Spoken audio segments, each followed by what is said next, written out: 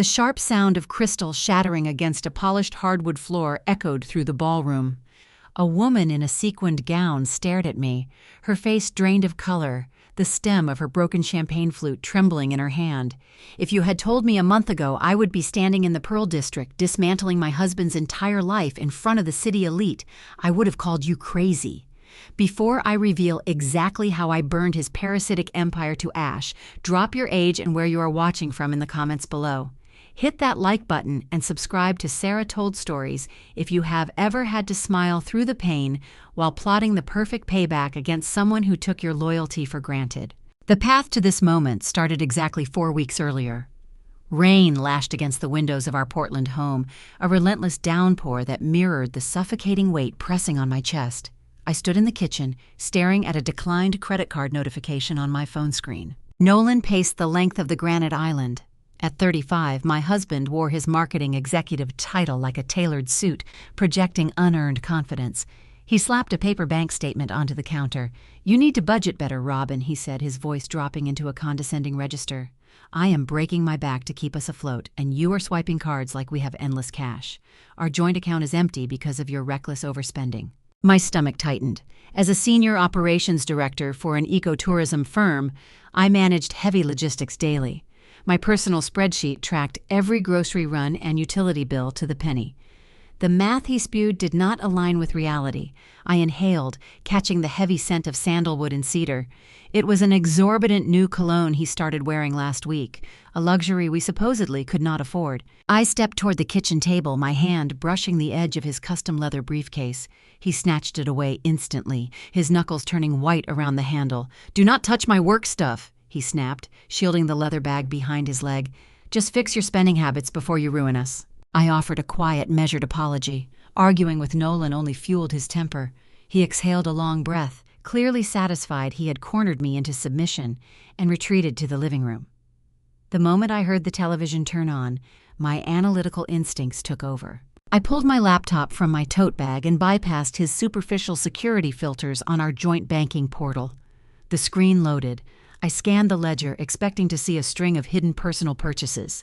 Instead, my eyes locked onto a single, chilling line item from 3 days ago. The account had not bled dry from daily expenses. A single wire transfer of $385,000 had been executed, draining our entire safety net in one keystroke. The money did not vanish into thin air. It was deliberately routed to an external corporate entity, setting a silent timer on the war I was about to wage. The blue light of my laptop screen cast a harsh shadow across the granite countertop. I sat perfectly still, my breathing slowing to a measured, deliberate rhythm as my eyes traced the 9-digit routing number on the banking portal, Verdant Horizon LLC. The name sounded like a generic placeholder, the kind of sterile corporate branding generated by an automated algorithm.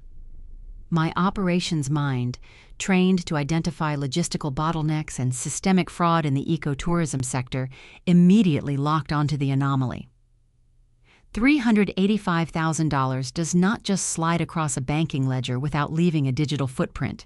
I opened a new browser tab and navigated directly to the Oregon Secretary of State Business Registry.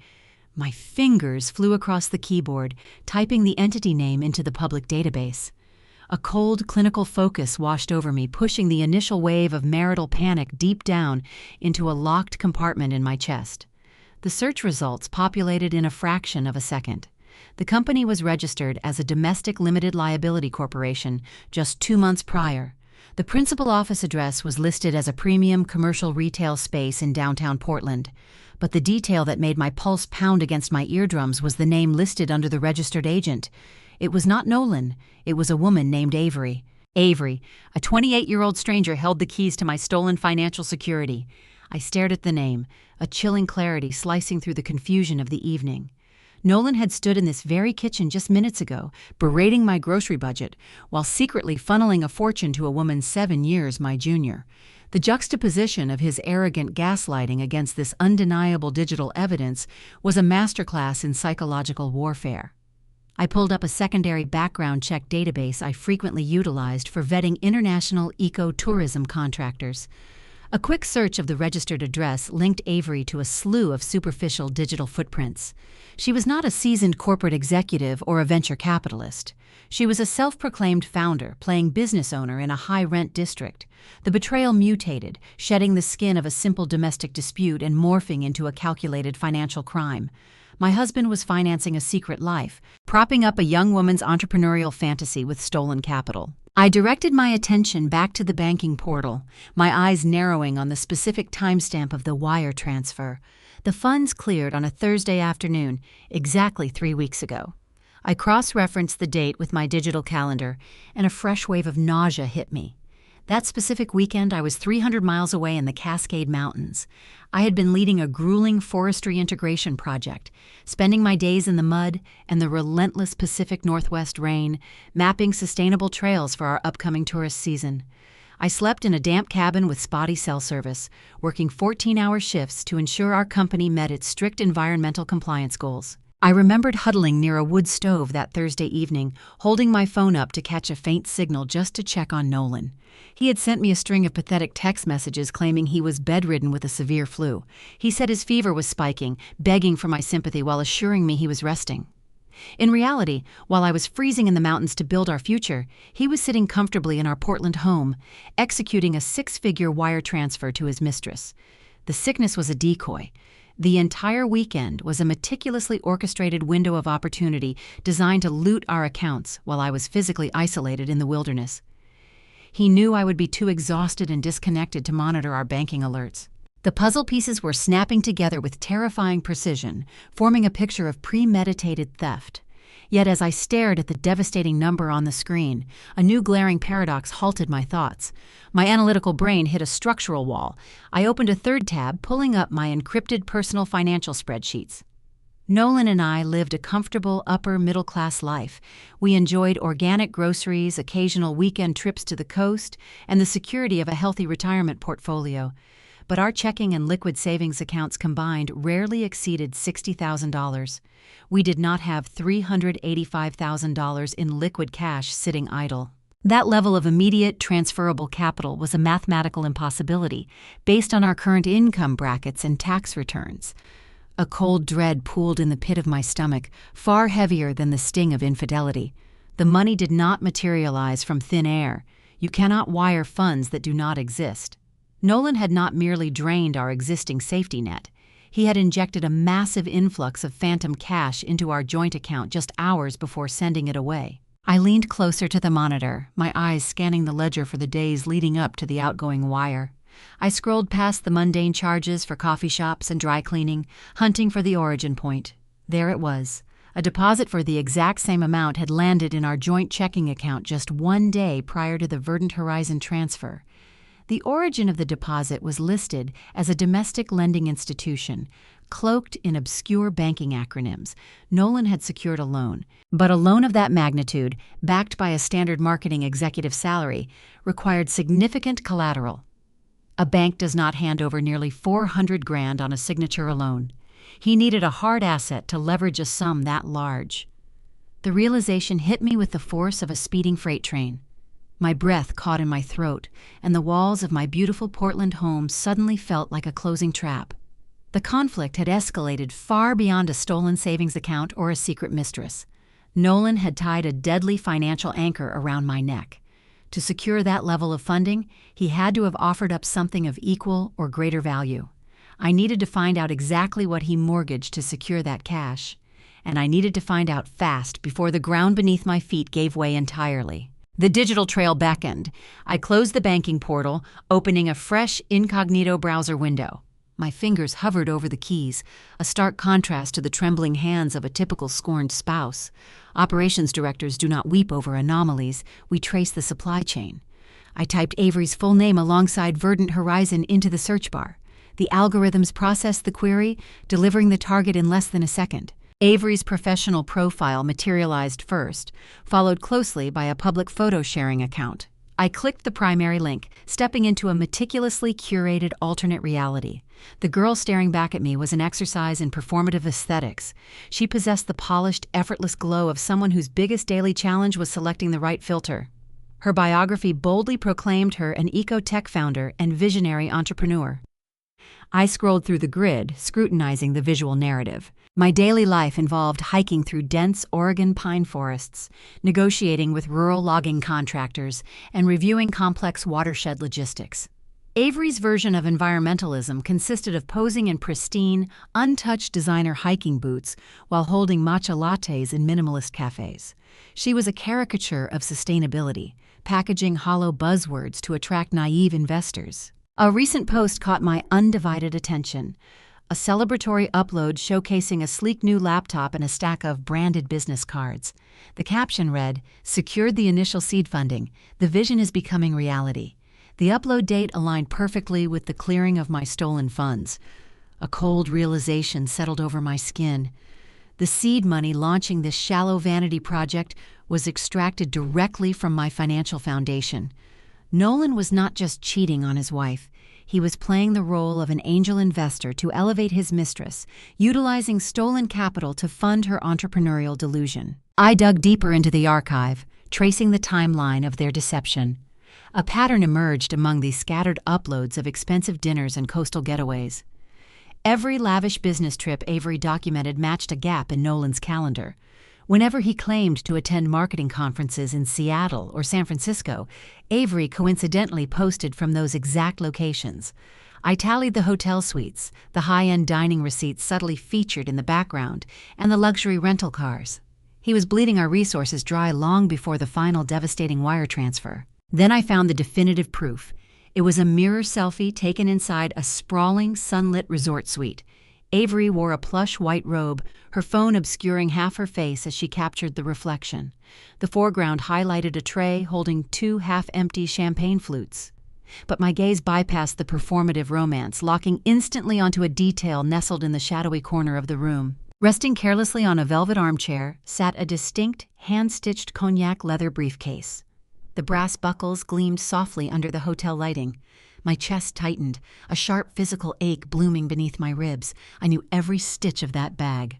2 years ago, when Nolan secured his executive promotion, I commissioned that exact briefcase from a local Portland artisan.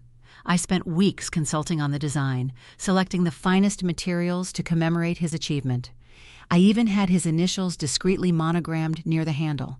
The item I gifted to celebrate our shared success was now serving as a casual prop in his hidden life. The profound betrayal shattered any lingering illusion of a salvageable marriage. The man sitting in my living room watching television just a few feet away was a stranger. The sharp scent of cedar cologne wafting down the hallway no longer smelled like a harmless luxury. It reeked of calculated grooming. He had cultivated an entirely separate existence, packaging himself as a wealthy benefactor to a young, impressionable girl, all while chaining me to the kitchen to scrutinize grocery receipts. I pushed the emotional sting down into a dark, inaccessible void. Hurt was a useless metric. I needed actionable intelligence. The briefcase confirmed the infidelity, but my analytical mind circled back to the glaring mathematical paradox. Identifying the mistress did not solve the origin of the capital. The $385,000 still lacked a logical source. Nolan's income, while comfortable, was heavily taxed and largely tied up in stock options that had not vested. We possessed no hidden inheritance, no secret trust funds. Cash of that magnitude requires liquidating a major asset or securing a heavy line of credit. I mentally inventoried our portfolio. The retirement accounts required my biometric approval for withdrawal. The vehicles were leased. There was only one tangible asset bearing our joint names carrying enough equity to satisfy that specific monetary value. The restored historic craftsman house surrounding me. We spent 5 years pouring our sweat and savings into this property. I spent countless weekends sanding the original oak floors, restoring the vintage fixtures, and cultivating the backyard garden. The house represented my sanctuary, my anchor in a chaotic world. The equity we built was meant to secure our future. My hands moved with a sudden, urgent precision. I navigated away from the social media feeds, accessing the Multnomah County Property Tax Portal. The bureaucratic website loaded sluggishly, every passing second stretching the tension taut across my shoulders. I typed in our home address, hitting the search key. The public records populated the screen. I bypassed the standard tax assessments, clicking directly into the deed and lien history. My eyes scanned the chronological ledger. A new entry stared back at me, registered merely 4 weeks ago. A home equity line of credit had been approved and attached to the deed. The authorized withdrawal limit matched the stolen funds to the exact dollar. The remaining oxygen evacuated my lungs. Nolan had not merely drained a savings account. He had weaponized our shelter. He leveraged the very roof over my head, transforming my safe haven into collateral for his mistress's fraudulent startup. If Verdant Horizon failed, and vanity projects led by inexperienced founders always fail, the bank would demand repayment. When the inevitable default occurred, the lenders would initiate foreclosure proceedings. Nolan was risking my home to finance his ego. He engineered a scenario where his failure would render me homeless. The stakes transcended a simple divorce proceeding. This was a fight for sheer financial survival. Yet a chilling procedural question eclipsed the panic. A line of credit secured against a primary residence is a heavily guarded banking process. Financial institutions mandate rigorous underwriting standards. Approving a loan of that caliber requires pristine credit checks, extensive documentation, and most importantly, the explicit verified consent of all property owners. My name was on that deed. The bank policies dictate that I must sign the authorization paperwork in the presence of a certified notary. Furthermore, standard fraud prevention protocols require a verbal confirmation call to both spouses before releasing the funds. I never signed a single document. I never spoke to a loan officer. I had been isolated in the Cascade Mountains during the exact window the funds cleared. To pull off this heist, Nolan had to bypass multiple layers of institutional security. He needed a forged signature, a corrupt official to authenticate it, and a method to intercept the bank's mandatory verification procedures. He did not just commit infidelity, he orchestrated a sophisticated federal crime. I needed to pull the actual loan documents from the digital archive.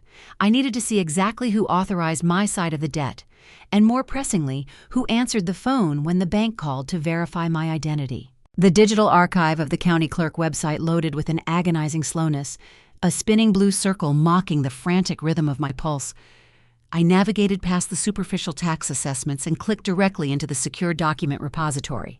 As a senior operations director, my entire career relies on mapping intricate logistical supply chains and identifying systemic flaws. I approached this shattered marriage with the exact same clinical detachment. I requested the full PDF scan of the newly attached home equity line of credit.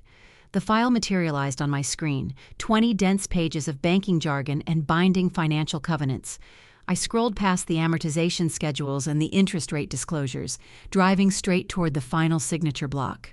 The screen illuminated a glaring, undeniable felony. At the bottom of the authorization page, resting neatly on the designated line, was my signature. I stared at the looping cursive, leaning in until my face was inches from the glowing monitor. The signature was a flawless forgery. The architect of this crime had spent significant time studying the specific slant of my handwriting, mastering the sharp upward stroke I always used on the letter R. But a trained eye can always spot the hesitation in a copied motion. The ink lacked the organic, flowing pressure of a genuine signature. Nolan had hijacked my identity, binding my name to a staggering 6-figure debt without my knowledge. My eyes drifted downward to the official notary seal stamped adjacent to the forged signatures. A state-commissioned notary public is legally mandated to verify the physical identification of the signatories before stamping any binding real estate document. I zoomed in on the circular black ink. The name registered on the stamp read Trent Miller. The air in my lungs turned to ice. Trent was not an impartial banking official. He was a relic from Nolan's university days, a former fraternity brother who ran a dubious title agency in the Portland suburbs. Trent was notorious in their social circle for cutting corners and trading unethical favors. Nolan had bypassed the institutional safeguards by utilizing a corrupt insider. My husband had not acted alone. He orchestrated a coordinated conspiracy, dragging a willing accomplice into a federal crime just to secure capital for his mistress. Yet, a glaring procedural paradox remained unsolved. Securing a loan of that magnitude against a primary residence requires far more than a falsified document and a crooked notary stamp.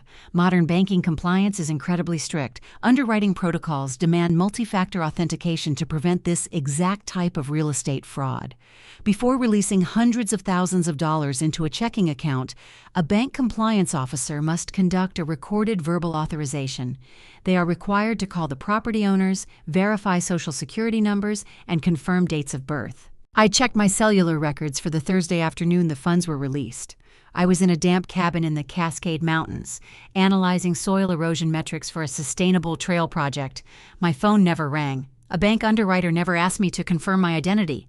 The financial institution would never bypass that mandatory security step. Someone had to answer that phone call. I pushed my chair back from the kitchen island, stepping away from the harsh light of the laptop. The television hummed from the living room, masking the sound of my bare feet against the hardwood floor. Nolan was engrossed in a sports broadcast, entirely oblivious to the forensic audit occurring just 20 feet away. I glided down the darkened hallway toward the front closet. I needed to know how he intercepted the bank's verification process. The closet door opened with a soft click. The heavy scent of damp wool and that expensive new cedar cologne greeted me. I reached into the shadows, plunging my hands into the pockets of Nolan's heavy winter trench coat. My fingers bypassed loose change, dry cleaning tickets, and mint wrappers, conducting a methodical tactical sweep. Deep inside the interior breast pocket, my fingertips brushed against a crumpled piece of thermal paper. I pulled the receipt into the dim hallway light, smoothing out the wrinkled edges. It was a cash transaction from a generic electronics kiosk located in a rundown strip mall across the city. The item purchased was a prepaid cellular device. The activation date printed at the top of the receipt was a Tuesday, just 2 days prior to my departure for the forestry expedition. The chilling brilliance of his premeditation clicked into place, locking the final piece of the puzzle. Nolan did not merely forge a signature. He engineered a parallel digital existence. He purchased an untraceable burner phone using cash to avoid a credit card paper trail. He logged into our joint banking profile and updated my primary contact information, replacing my actual cell phone number with the digits of the prepaid device. He then handed that cheap plastic phone to Avery. While I was shivering in the mountains doing honest work to support our household, a 28-year-old girl sat in a Portland coffee shop, holding a burner phone, waiting for a bank underwriter to call. Avery impersonated me. She boldly recited my social security number, my date of birth, and my mother's maiden name. She verbally authorized the bank to strip the equity from my home, legally binding me to a catastrophic debt, all so she could play the role of an ecotech founder. The betrayal transcended infidelity. It was an intricate, predatory assault on my entire existence. Nolan had mortgaged my past, my present, and my future to purchase a vanity project for his girlfriend. I folded the thermal receipt, slipping it safely into the pocket of my own cardigan. I returned to the kitchen, my mind shifting gears from a wounded spouse to a ruthless strategist. A standard divorce proceeding in family court would be a disaster. Judges in civil matters often divide marital debts down the middle. If I simply filed for divorce, I would be legally responsible for half of the stolen funds. Nolan would happily take the financial penalty if it meant he walked away with his mistress and her newly funded company. A civil separation was insufficient. I needed a federal indictment. Aggravated identity theft and interstate wire fraud carry mandatory minimum prison sentences. To sever the debt from my name and reclaim my stolen equity, I had to prove beyond a reasonable doubt that a coordinated crime had occurred. I needed to compile an airtight prosecutorial dossier before Nolan realized I was hunting him. I connected my laptop to the laser printer concealed inside the pantry cabinet. I initiated the print sequence for the falsified deed, the routing number logs, and the property tax assessments. The machine hummed to life, spitting out warm, crisp pages of undeniable evidence. I slid the documents into a thick manila folder, treating the papers like live ammunition. This folder was the cornerstone of the prison cell I was preparing to build around my husband. The printer fell silent. I closed the laptop, ensuring the screen went dark. A floorboard creaked in the adjacent room. The television volume abruptly lowered. I heard Nolan's heavy footsteps moving away from the sofa, heading toward the hallway. He was speaking, his voice pitched in a hushed, urgent whisper. I expected him to be calling Avery to whisper sweet reassurances about their stolen fortune. I slid into the deep shadows near the staircase, pressing myself flat against the wall. I pulled my phone from my pocket and activated the audio recording application, holding the device steady against my chest. I held my breath, waiting to capture a conversation between a thief and his mistress. But as Nolan paced past the hallway threshold, the tone of his voice betrayed a very different audience. He was not speaking to a lover. He was speaking to individuals he deeply respected, opening a door to a new, highly toxic layer of the conspiracy that would test the very limits of my endurance. The hallway shadows wrapped around me like a heavy velvet shroud. I pressed my spine flat against the cool plaster wall, holding my breath as Nolan paced into the adjacent foyer. My smartphone rested tight against my chest, the audio recording application running, the digital timer ticking upward in silent red numbers. I expected to capture the hushed, guilty murmurs of a man plotting with his mistress. Instead, the voice echoing from his device speaker belonged to an entirely different ghost from my reality. "You secured the runway," Kenneth said, his raspy baritone distorted slightly by the cellular connection. "That is top-tier financial maneuvering, Nolan. I told you the equity in that Portland property was just sitting there going to waste. It is about time you leveraged that asset to build real wealth." My pulse pounded a frantic rhythm against my eardrums. That was my father-in-law, the man whose impending bankruptcy I had averted 3 years ago by draining my annual operations bonus to cover his mounting medical debts. Kenneth was not scolding his son for forging a federal banking document or jeopardizing my shelter. He was congratulating him. He was treating the theft of my financial foundation like a brilliant corporate strategy. Nolan let out a smug, self-satisfied chuckle. "Trent handled the notary stamp without asking any questions," Nolan bragged, confirming his frat brother's complicity on a recorded line. "Avery nailed the underwriting phone call perfectly. The bank released the funds and the LLC account is fully capitalized. We are clear for the seed phase." A second voice chimed in, bright and sickeningly eager. "Oh, I am just so thrilled for you both," Diane cooed. "How is Avery holding up? Is her dress ready for the launch party next Friday?" The floor beneath my feet felt as though it were unspooling into a bottomless gorge. Diane, my mother-in-law, the woman who sat at my dining table every Thanksgiving, accepting the expensive gifts I meticulously selected, praising my cooking and calling me the daughter she never had. She knew, they all knew. They were treating Avery not as a home-wrecking secret, but as an impending upgrade, actively participating in the logistics of her grand societal debut. "She is stressed about the venture capital pitch," Nolan replied, his tone softening with an affection he had not directed toward me in years. "But she is ready. The event space in the Pearl District is locked down. She has that visionary spark," Diane remarked, her voice dripping with profound admiration for a girl she barely knew. "You needed someone with actual ambition, Nolan. You outgrew Robin a long time ago. Let us be honest, she is just a boring corporate drone. All she cares about is logging trails and balancing spreadsheets. There is no passion there. You needed a partner who understands how to disrupt a market, not someone who just punches a clock." The words sliced through the dark hallway, clean and lethal. A boring corporate drone. I provided the stable, lucrative income that financed Nolan's designer wardrobe, his leased vehicles, and his frequent golf outings with Kenneth. For a decade, I was the unwavering safety net that caught this family every single time their reckless choices sent them into freefall. I subsidized their existence. And in return, they viewed me as an uninspired utility, a dull resource to be mined and discarded the moment a shinier investment appeared. The sting of their mockery lasted only a fraction of a second before a freezing, impenetrable armor encased my mind. The lingering remnants of the devoted, heartbroken wife evaporated, leaving behind a highly trained operations director facing a hostile threat. Empathy was a luxury I could no longer afford. I was surrounded by predators who smiled at my dinner table while sharpening knives aimed squarely at my back. "Just keep playing the part until the venture capital clears next week," Kenneth advised, his tone shifting back to stern instruction. "Let Robin keep paying the mortgage. Do not give her a reason to look at the banking portals. Once Avery secures the buyout, you can file the divorce papers from a position of power. You will have your own empire, and she can keep her little spreadsheets." "I will handle her," Nolan promised confidently. "She suspects nothing. I am going to jump in the shower. I will call you both tomorrow to finalize the guest list for the gala." The call disconnected. I remained frozen against the plaster, watching Nolan's shadow stretch across the floor as he turned toward the master suite. The heavy wooden door clicked shut. Moments later, the rhythmic drumming of the showerhead echoed through the quiet house, signaling a precious, fleeting window of opportunity. Nolan felt invincible.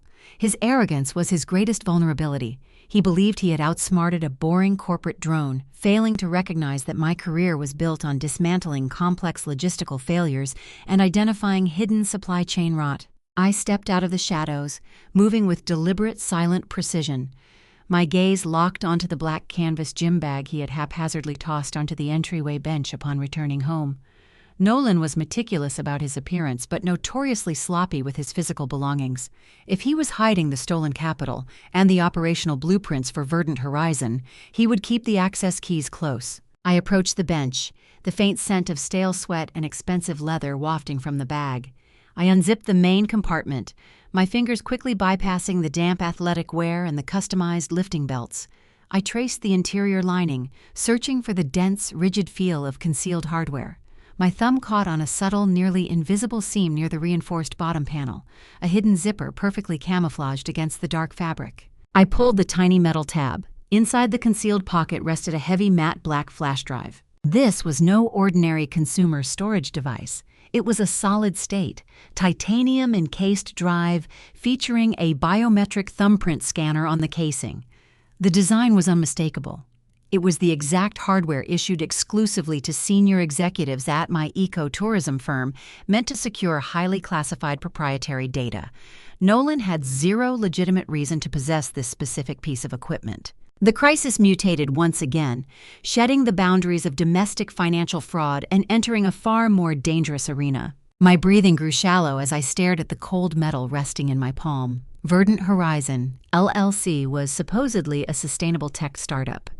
Avery was pitching to venture capitalists next Friday, but Avery had no background in environmental logistics, and Nolan was merely a marketing executive who sold targeted ad campaigns. Neither of them possessed the engineering capability to build a disruptive eco-technology platform from scratch. Unless they did not build it, unless they stole it. The timeline aligned with horrifying clarity.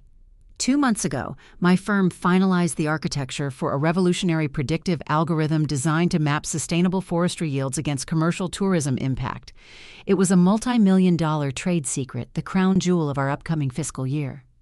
I frequently worked on the operational deployment models from my home network, trusting the encrypted firewalls of my personal router. Nolan had access to my physical workspace. He knew my schedules, my passwords, and my blind spots. I slipped the heavy flash drive into the pocket of my cardigan, replacing the gym bag exactly as I found it.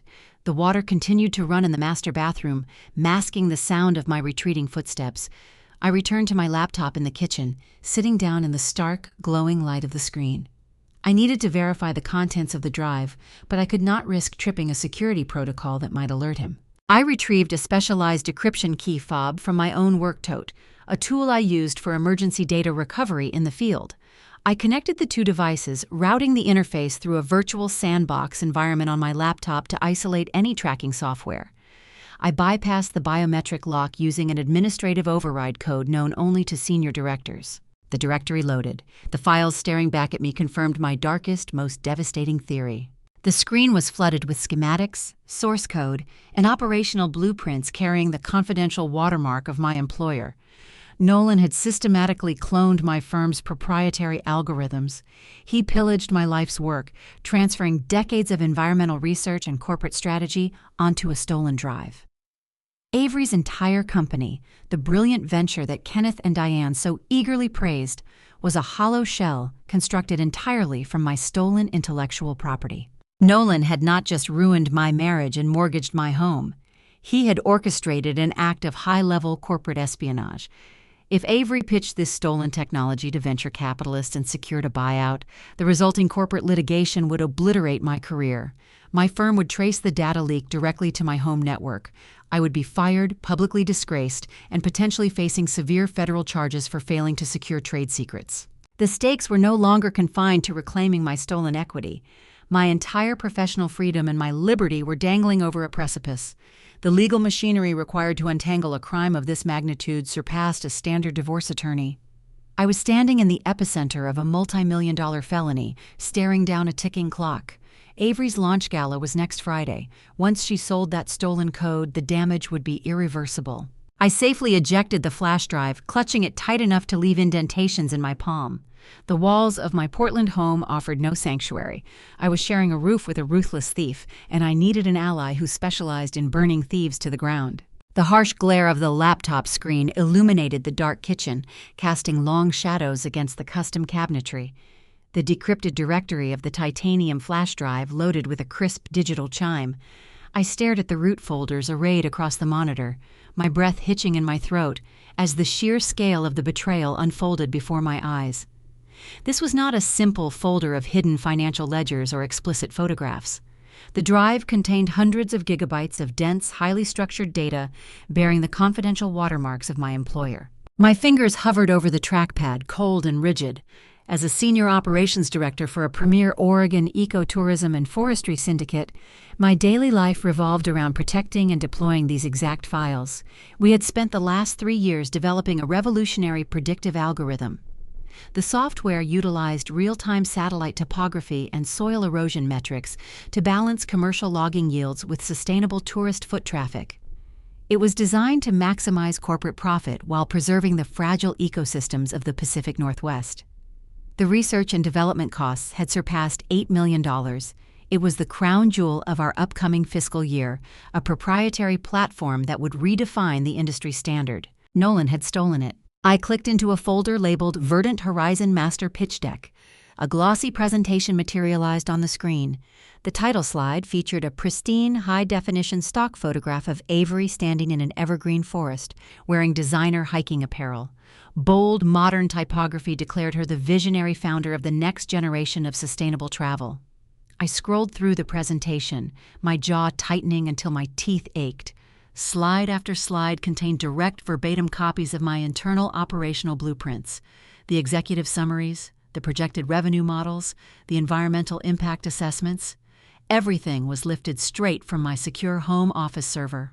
Avery was not an entrepreneur. She was a smiling, heavily filtered front for a fencing operation.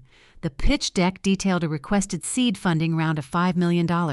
She was scheduled to present this exact slideshow to a syndicate of Portland venture capitalists at her lavish launch gala next Friday. They were packaging my blood, sweat, and late nights into a tidy corporate presentation to secure their own unearned fortune. Nolan possessed the access because we shared a roof. He had watched me work late into the night, bringing me cups of coffee, standing behind my chair, and asking seemingly innocent questions about my progress. He memorized my routines, noted my administrative passwords, and waited for the perfect window of opportunity. He routed the proprietary data directly through our home network, siphoning the lifeblood of my career onto this physical drive. I needed to confirm the depth of the theft. I minimized the pitch deck and opened the raw developer environment.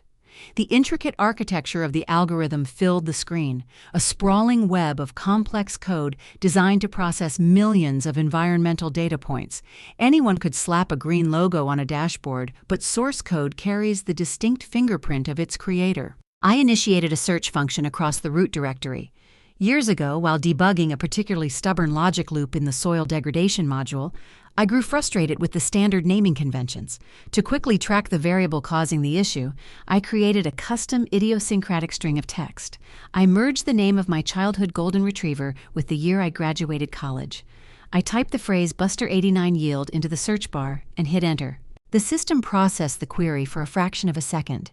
The results populated the sidebar, highlighting over 400 individual instances of that exact variable buried deep within the foundational architecture. A cold, terrifying clarity washed over my skin. The proof was undeniable.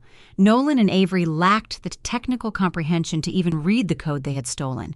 They simply copied the entire directory, entirely unaware that my personal, irrefutable signature was woven into the very fabric of their fake product. Yet, the triumph of discovering this digital fingerprint was instantly eclipsed by a suffocating realization of the legal peril surrounding me. If Avery stood on a stage next Friday and successfully pitched this technology to savvy venture capitalists, the investors would immediately initiate a due diligence process. Their technical auditors would analyze the software. It would take a seasoned tech firm less than 48 hours to recognize the proprietary architecture belonging to my employer. Once the theft was flagged, my company would launch a ruthless internal investigation. The cybersecurity team would trace the data leak directly to its origin point. The digital footprint would lead them straight to the router sitting in my living room. I was the senior director. I possessed the highest security clearance. Nolan had engineered the perfect crime by framing his own wife.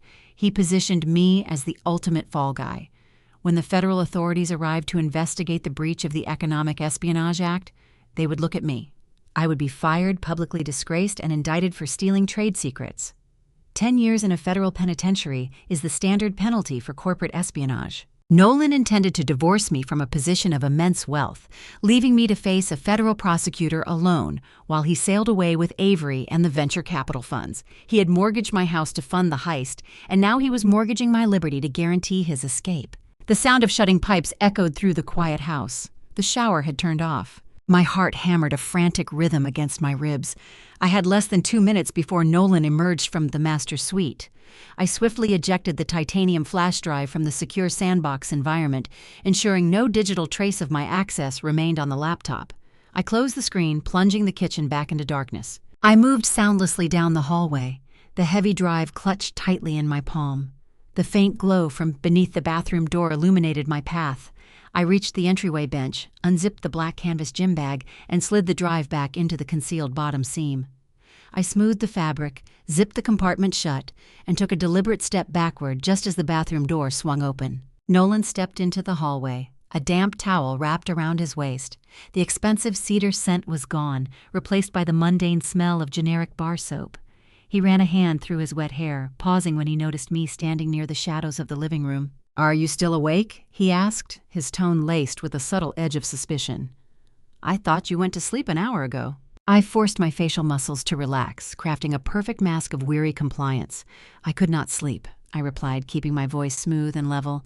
"I was just reviewing a few logistical emails for the upcoming tourist season. I am stressed about the budget, Nolan. You were right earlier. I need to be more careful with our finances." A slow, triumphant smile spread across his face. He thrived on the illusion of dominance. He truly believed he had broken my spirit, convinced that his gaslighting had successfully confined me to a state of anxious submission. "It is fine, Robin," he said, walking toward the kitchen to pour a glass of water. "We will figure it out together. Just let me handle the big picture from now on." I nodded, watching him drink from the glass. He stood in my house, radiating the arrogant confidence of a man who thought he had executed the perfect, flawless crime. He had no idea that the woman standing across the room was currently calculating the exact trajectory of his impending ruin. I turned and walked toward the bedroom, my mind operating at a hyper-efficient frequency. A standard divorce attorney would be useless in this arena.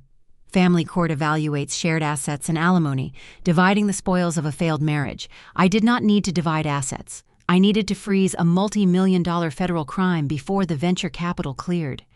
I needed to dismantle a coordinated conspiracy, sever my name from the forged real estate debt, and protect my professional freedom from a corporate espionage indictment. I needed a predator. I required a legal architect who specialized in forensic accounting and white-collar criminal defense, someone who possessed the sheer ruthlessness to dissect a fraudulent enterprise and hand the perpetrators directly to the federal authorities. As I pulled the blankets over my shoulders, lying beside the man actively plotting my destruction, I began formulating the parameters of the shadow alliance I would build by morning. The war had officially moved beyond the walls of this house, and I was ready to draft the general who would help me burn Verdant Horizon to the ground. The dawn sky over Portland was a bruised, heavy gray, reflecting the storm still raging outside. I did not sleep. Instead, I spent the quiet, dark hours compiling a digital vault on a clean, encrypted drive, moving with the silent precision of a ghost haunting my own home. At 7 o'clock, I walked out the front door, leaving Nolan snoring peacefully in the master suite. I drove downtown, navigating the slick, rain-washed streets to a secluded coffee shop tucked beneath a brutalist office high-rise. I was not meeting a marriage counselor to save a doomed relationship. I was meeting a mercenary to execute a war. Carter arrived precisely on time. He wore a sharp, unbranded charcoal suit that mirrored his pristine, lethal reputation.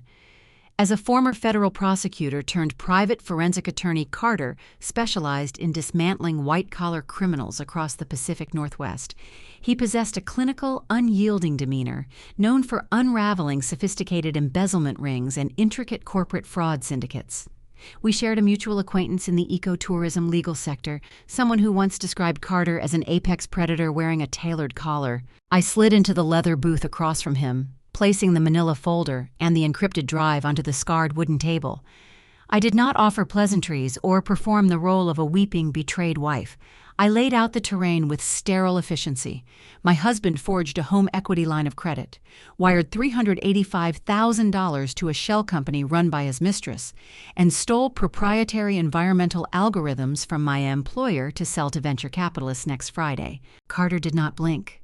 He opened the folder, his dark, calculating eyes scanning the falsified deed and the corrupt notary stamp. He plugged the drive into his secured tablet, bringing up the source code and the banking ledgers. The ambient noise of the hissing espresso machines and the low chatter of morning commuters faded into a tense, buzzing silence.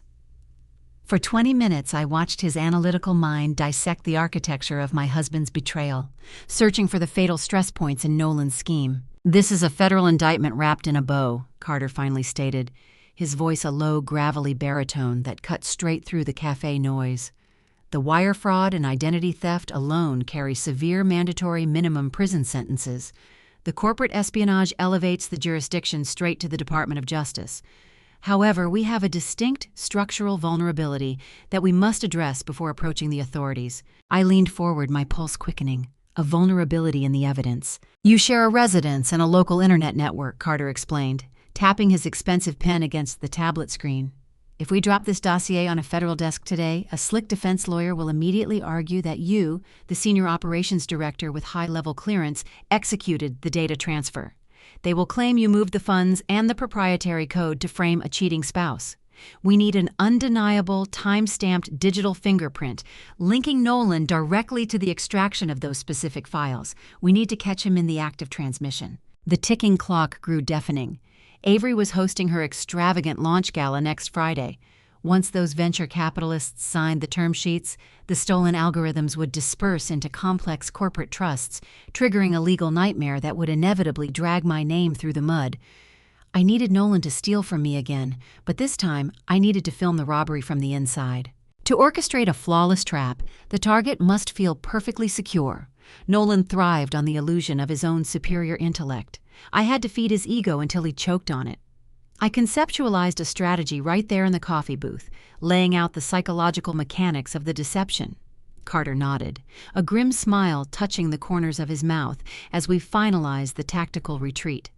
I would vacate the battlefield, leaving the doors wide open and the alarms turned off. Returning to my house, I found Nolan in the kitchen, sipping coffee and scrolling through his phone.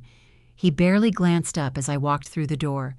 I forced my shoulders to slump, letting the sheer exhaustion of the sleepless night flood my posture. I wrapped my arms around my torso, conjuring the exact demeanor of a broken, overwhelmed woman succumbing to the weight of her failures. "Nolan," I whispered, my voice trembling with manufactured fragility, "I cannot do this anymore." He set his phone down, his brow furrowing in a practiced display of patronizing concern. "Cannot do what, Robin?" I buried my face in my hands, letting out a ragged, pathetic sob. "The finances, the stress. You were right yesterday. I am failing at managing our budget, and the pressure at work is crushing me. I feel like I'm suffocating in this city. My chest is tight, and I cannot think straight. I am having a mental breakdown." Nolan stepped forward, placing a heavy, comforting hand on my shoulder. His touch made my skin crawl, sending a wave of revulsion down my spine, but I leaned into the falsehood. I played the fragile, dependent victim he desperately needed me to be.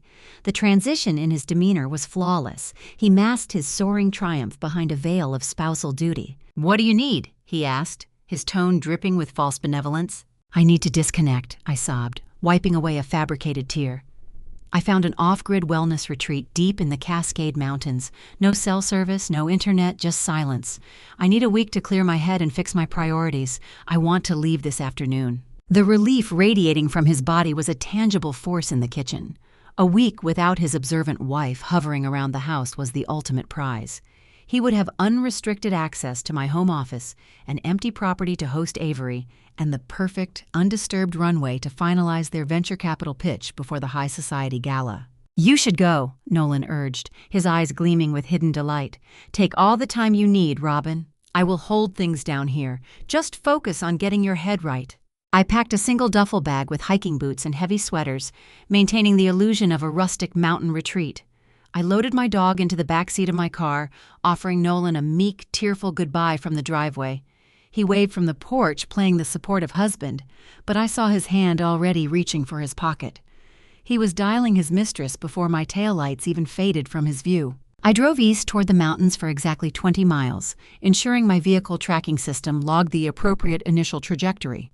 Then I disabled the GPS, took a hard exit, and pivoted west toward the dramatic, sweeping coastline of the Pacific Ocean. The gray sky cracked open as I reached Cannon Beach, the towering volcanic sea stacks emerging from the coastal mist like ancient, immovable sentinels. I pulled into the underground garage of a luxury oceanfront hotel. Carter had already secured a private, top-floor suite registered under an anonymous corporate holding company. This was not a wellness retreat. It was an impenetrable, high-tech fortress. I rode the private elevator to the penthouse, stepping into a sprawling room overlooking the crashing, turbulent waves. Carter sat at a long glass dining table surrounded by encrypted laptops, external monitors, and secure communication uplinks. The space hummed with cold, calculating efficiency, a stark contrast to the deceitful domesticity of my Portland house. I unpacked my own hardware, connecting my terminal to the secure network. We spent the next several hours building the foundational framework for the federal indictments. We mapped the offshore routing numbers, drafted the civil injunctions to freeze the fraudulent equity line, and verified the corrupt notary's disciplinary records. Every piece of paper generated in that room was a steel nail for Nolan's impending coffin. Yet the entire legal structure relied on a crucial, missing keystone. I stared out the floor-to-ceiling windows, watching the high tide batter the jagged coastal rocks. I had played the perfect fool, abandoning my home and granting my husband unchecked access to my digital workspace. He was standing in an empty house, believing he had outsmarted a boring corporate drone. But before I left, I had carefully planted a lethal digital snare on my unsecured personal laptop, sitting right on my home office desk. The bait was irresistible, perfectly tailored to his thieving instincts. I had given him the rope. Now, confined to my coastal bunker, I had to watch the glowing monitors and wait, praying his arrogance would compel him to take the bait, and hoping the hidden mechanisms of my trap would not trigger Avery's amateur security software before the snare snapped shut. The rhythmic crashing of the Pacific surf against the jagged sea stacks provided a relentless soundtrack to my vigil. Inside the top-floor suite of our Cannon Beach fortress, the air was thick with the scent of ozone and cooling black coffee. Carter sat across the glass dining table, sorting through the printed property deeds and the corrupt notary records, his face a mask of uncompromising legal focus. I sat opposite him, my eyes locked onto a blank, unblinking inbox on my secondary monitor. The trap was set, but the agonizing silence of the waiting game was beginning to gnaw at my nerves. In movies, corporate espionage is often depicted as a frantic race against a ticking clock, featuring rogue programmers breaking through complex firewalls with rapid keystrokes. Reality operates on a much quieter, far more insidious frequency. I am an operations director, a logistician trained to optimize efficiency and mitigate risk. I do not smash through locked doors. I leave the front gate wide open, place a shiny object on the table, and wait for the thief to invite themselves inside. Before I packed my bags and feigned my tearful departure for the mountains, I executed a flawless, invisible maneuver designed to exploit my husband's soaring ego. Nolan believed he had successfully gaslighted me into a mental retreat. He thought I was broken, overwhelmed by fabricated financial stress, and entirely oblivious to his betrayal. That arrogance was the exact vulnerability I needed to weaponize. I left my personal laptop sitting right on the center of my home office desk. I did not close the lid, nor did I engage the lock screen. Instead, I left a single folder highly visible on the desktop background. I titled the folder Finalized Eco-Tech Projections. It was a digital siren song perfectly calibrated to capture the attention of a man desperate to supply his mistress with legitimate corporate data for her impending venture capital pitch. Inside that folder, I placed 3 mundane Excel spreadsheets containing innocuous environmental data sets. But beneath the superficial rows and columns, embedded deep within the hidden Visual Basic formatting, I engineered a highly sophisticated macro. It was a silent, dormant piece of code I designed with the help of my firm's lead security architect years ago to trace unauthorized internal data sharing. The genius of the macro lay in its subtlety. It was not a destructive virus. It carried no obvious payload designed to corrupt files or crash hard drives. Destructive malware triggers immediate alarms, prompting even amateur users to run diagnostic sweeps. My code was a parasite, engineered to operate seamlessly within the host environment. The moment a user double-clicked the spreadsheet to view the projections, the macro would quietly activate in the background.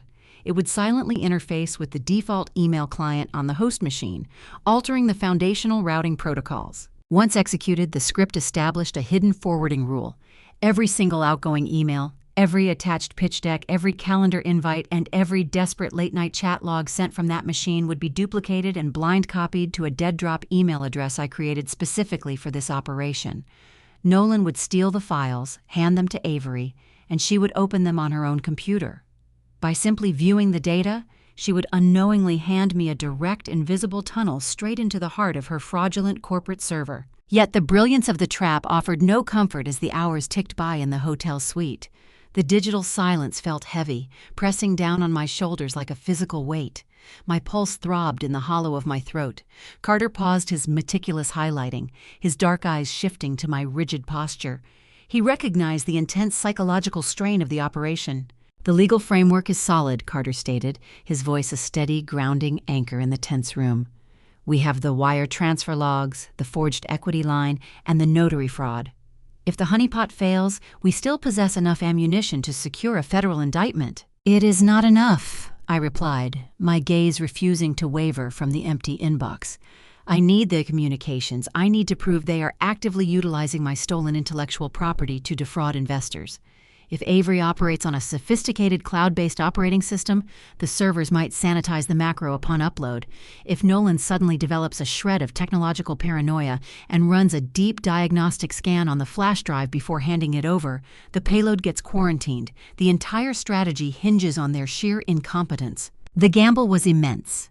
Avery portrayed herself as a visionary tech founder, but I was banking my entire professional freedom on the assumption that her entrepreneurial genius was a shallow facade. Real tech startups invest heavily in enterprise-grade firewalls and endpoint security.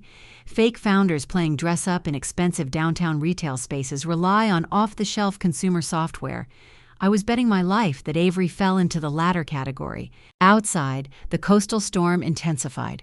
Rain lashed against the floor-to-ceiling windows, blurring the horizon line into a chaotic smear of gray. I visualized the interior of my Portland home. I pictured Nolan strutting into my office, emboldened by my absence.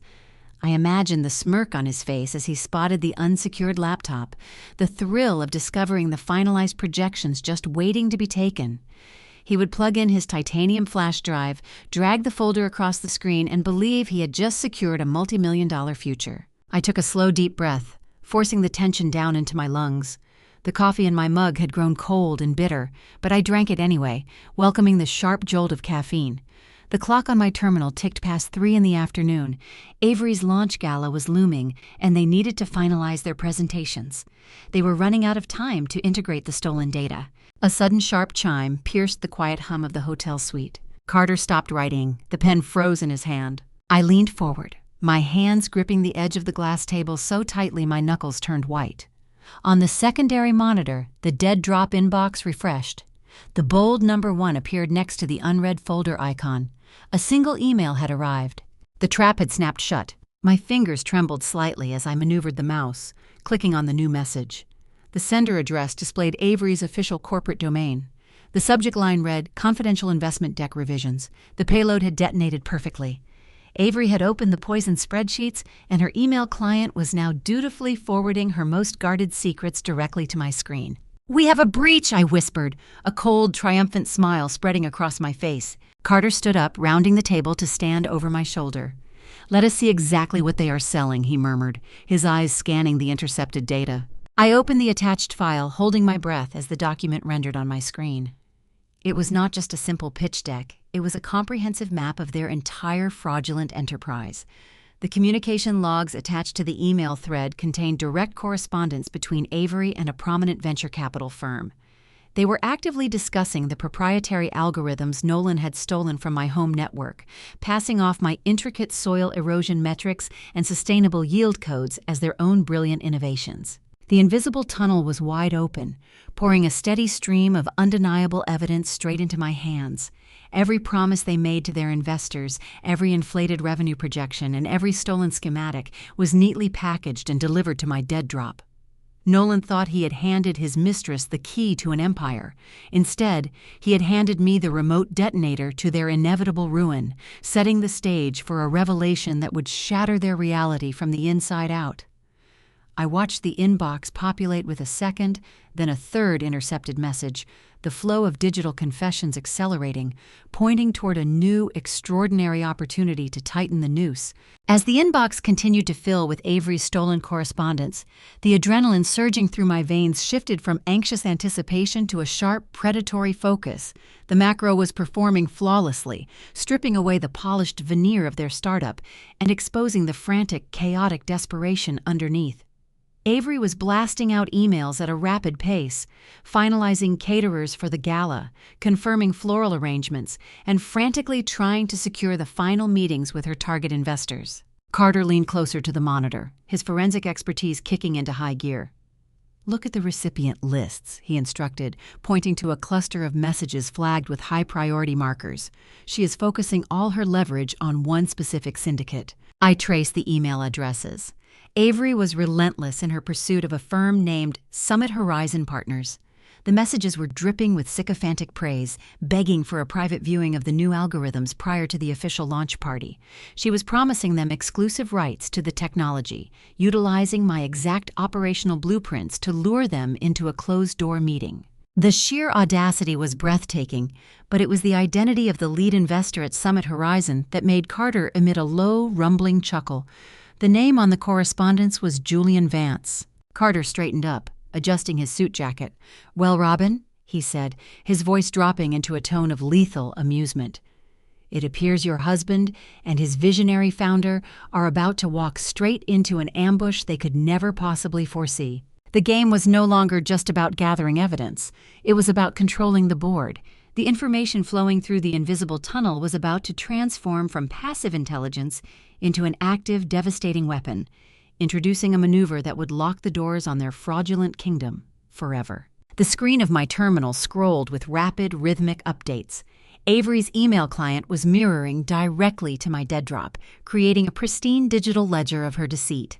I clicked open an ongoing chat thread titled Seed Funding Logistics. The avatars next to the text bubbles displayed Avery's polished headshot and a candid photo of Nolan smiling on a golf course.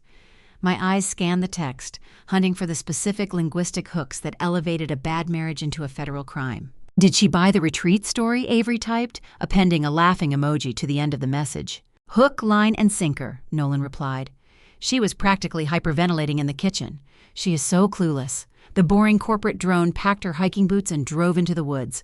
"The house is entirely ours for the week. I snagged the final projection folders off her laptop an hour ago. The data is gold." Avery responded 30 seconds later. "You are sure she will not notice the equity draw? The bank said the physical statements will start mailing next month." "By next month we will have the venture payout," Nolan typed back. "Besides, she never checks the property tax portal. And even if she did, the burner phone trick worked perfectly. You sounded exactly like a panicked homeowner verifying a loan. That cheap prepaid cell paid for itself 1,000 times over." I rested my fingertips against my lips, feeling the cool metal of my wedding band. Reading your husband call you a clueless drone while explicitly detailing his felony operations induces a very specific type of vertigo. The sting of rejection flashed hot for a fraction of a second, but it was quickly smothered by the icy, intoxicating thrill of prosecutorial triumph. They were typing out their own prison sentences. They were narrating their own demise, detailing the forged notary scheme, the impersonation, and the intellectual property theft on a server they mistakenly believed was secure. I highlighted the text block, selecting the print command. The hotel suite printer hummed, spitting out warm pages of undeniable time-stamped evidence. The paper felt heavy in my hands. A divorce attorney would use this to negotiate alimony. A federal prosecutor would use this to demand a 10-year mandatory minimum sentence. Nolan thought he was crafting a brilliant escape velocity for his new life. Instead, he had meticulously documented a conspiracy to commit wire fraud. Carter leaned over the glass dining table, tracing the recipient list on Avery's outbound pitch deck emails. She was funneling all her leverage toward one specific syndicate, begging for a private viewing of the algorithms. The firm was Summit Horizon Partners. The lead partner on the email chain was Vance Crawford. Carter let out a low, rumbling chuckle that vibrated through the quiet hotel suite. He unbuttoned his suit jacket, leaning back in his chair with a predatory grin. "Well, Robin," Carter said, his voice dropping into a tone of lethal amusement, "it appears your husband and his visionary founder are walking straight into an ambush they could never foresee." I looked at the seasoned forensic attorney, my brow furrowing. "You recognize the investment firm." "I do not just recognize the firm," Carter replied, tapping the screen.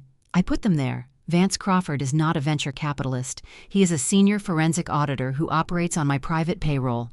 He specializes in corporate entrapment and financial stress testing." The realization hit me like a sudden drop in cabin pressure. I stared at Carter, absorbing the magnitude of the chess game he had been playing. While I was focused on extracting the data from my own home, Carter had already surrounded the enemy camp. "When you first brought me the dossier," Carter explained, pacing near the floor-to-ceiling windows, "I saw Avery's social media footprint. Fake founders always hunt for early seed money to validate their illusions. I had Vance reach out to her public business email 3 days ago, posing as a high-net-worth investor looking to diversify into green technology. Avery took the bait instantly. She has been desperately trying to secure his capital ever since." I looked back at the intercepted emails. Vance had been stringing her along, sending cryptic, encouraging replies that demanded more technical data, more operational blueprints, and more financial disclosures. "Vance has been structuring the communications very deliberately," Carter continued, pointing to a specific email exchange from the previous night. "Look at his phrasing. He told Avery that his syndicate requires immediate digital transmission of the proprietary algorithms to proceed with the term sheets. He insisted they use interstate banking channels for the preliminary escrow deposits. My operations mind decoded the legal strategy in real time. He is baiting them into utilizing federal channels," I murmured, the brilliance of the trap unfolding before me. "Exactly," Carter confirmed. "If they just handed over a flash drive at a local coffee shop, it remains a state-level intellectual property dispute. But by forcing Avery and Nolan to transmit your stolen algorithms across state lines via email, and by encouraging them to initiate an interstate wire transfer for the fraudulent escrow, Vance is triggering immediate federal jurisdiction. He is not just gathering evidence. He is actively supervising their commission of multiple federal felonies." The intercepted inbox chimed again. Avery had just forwarded the final weaponized Excel files directly to Vance Crawford's email address. Attached was a formal letter of intent, co-signed by Nolan, claiming full ownership of the environmental technology. They had crossed the Rubicon. The transmission of the stolen data to a supposed out-of-state investor cemented the Economic Espionage Act violations. The legal net was now mathematically impenetrable. We possessed the burner phone receipts, the forged equity line documents, the recorded admissions of guilt from the in-laws, the honeypot macro surveillance, and now a certified federal sting operation supervised by a forensic auditor. Nolan and Avery were sealed inside a titanium vault of their own making. The oxygen was running out, and they were still planning a party. "They think they are securing a $5 million buyout," I said, watching the confirmation receipt land in the dead drop inbox. "They are popping champagne right now, believing they outsmarted everyone." "Let them drink," Carter said, his dark eyes fixed on the roaring ocean outside. "A high-profile fraud requires a high-profile execution. We have enough to arrest them today, but quietly handcuffing them in their living room lacks the necessary deterrent effect. We need to dismantle the illusion in front of the very audience they are trying to con." My phone buzzed on the glass table. It was a forwarded message from my executive assistant back at the ecotourism firm in Portland. I had instructed her to digitize and route any high-priority physical mail to my secure server while I was supposedly off-grid in the mountains. I opened the notification. A courier had just delivered a thick premium cardstock envelope to my corporate office. My assistant had scanned the contents. The screen displayed a lavish, gold-embossed VIP invitation. "Verdant Horizon LLC formally requests your presence at our inaugural launch gala," the elegant typography read. "Join founders Avery and Nolan as we unveil the future of sustainable environmental technology, the Pearl District Atrium, Friday evening at 8 o'clock. But it was the tagline printed at the very bottom of the invitation that sent a fresh, icy surge of adrenaline straight to my fingertips. The elegant cursive boasted, "Preserving tomorrow, optimizing today." My breath caught. It was not a generic marketing phrase. It was an eco-slogan I had personally coined during a grueling late-night brainstorming session 3 years ago for my own firm's upcoming marketing campaign. Nolan had not merely stolen my software, he had pilfered my words, packaging my distinct professional identity into an invitation meant to celebrate his deceit. Carter read the scanned invitation over my shoulder. He straightened his tie, the fabric rustling in the quiet suite. "They are setting the stage for their own funeral," he noted smoothly. I stared at the glowing screen, tracing the stolen slogan with my eyes. The time for gathering evidence was over. The trap was locked, loaded, and primed. The final battleground had been formally announced, and it was time to prepare the armor I would wear to my husband's public destruction. The glowing monitor illuminated the dark hotel suite, casting a pale light across the glass dining table. I stared at the scanned image of the VIP invitation forwarded by my executive assistant. The thick, cream-colored paper and gold foil typography radiated an unearned arrogance. "Verdant Horizon, LLC formally requests your presence." The event was not scheduled in a modest rented conference room. Nolan and Avery had booked the Pearl District Atrium. The venue was a crown jewel of Portland real estate, renowned for its towering glass walls, reclaimed timber beams, and exorbitant rental fees. Securing that space for a Friday night required a staggering deposit. They were financing a high society spectacle, using the equity stripped directly from my home. They were not merely launching a fraudulent startup, they were throwing a coronation. The guest list, intercepted from Avery's email outbox, included prominent tech journalists, influential city council members, and wealthy environmental philanthropists. They intended to parade their stolen empire in front of the most powerful people in the Pacific Northwest, cementing their status as the city's newest visionary power couple. My eyes drifted to the bottom of the elegant invitation. The cursive text displayed their official company motto, "Preserving tomorrow, optimizing today." A sharp physical ache tightened my chest. That specific arrangement of words was not generated by a marketing agency. I created that slogan 3 years ago. I remembered the exact night. Rain was tapping against our living room windows. I sat cross-legged on the rug, surrounded by empty coffee mugs and scattered legal pads, brainstorming a campaign for my ecotourism firm. Nolan sat on the sofa above me, pretending to read a financial magazine. When I finally arranged those 4 words and read them aloud, he smiled and told me it sounded brilliant. He had not been admiring my intellect. He was harvesting it. The theft of a bank account is a devastating logistical blow, but the theft of a personal creation is a profound violation of identity.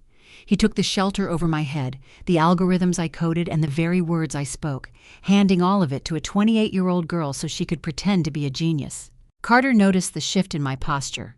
He stepped away from the window, pouring a fresh cup of coffee from the carafe.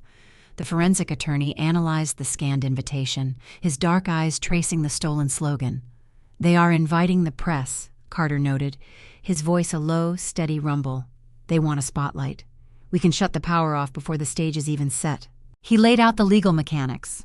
We possessed the forged notary stamp, the burner phone receipts, the honeypot communication logs, and Vance Crawford overseeing the federal wire fraud sting. Carter offered to contact the federal magistrate judge immediately. He suggested dispatching a tactical team to my suburban house that very night. They could arrest Nolan in his pajamas, seize the stolen hardware, and freeze the remaining funds before the sun came up. I looked at the gold typography on the screen, feeling a cold, calculating calm settle deep within my bones.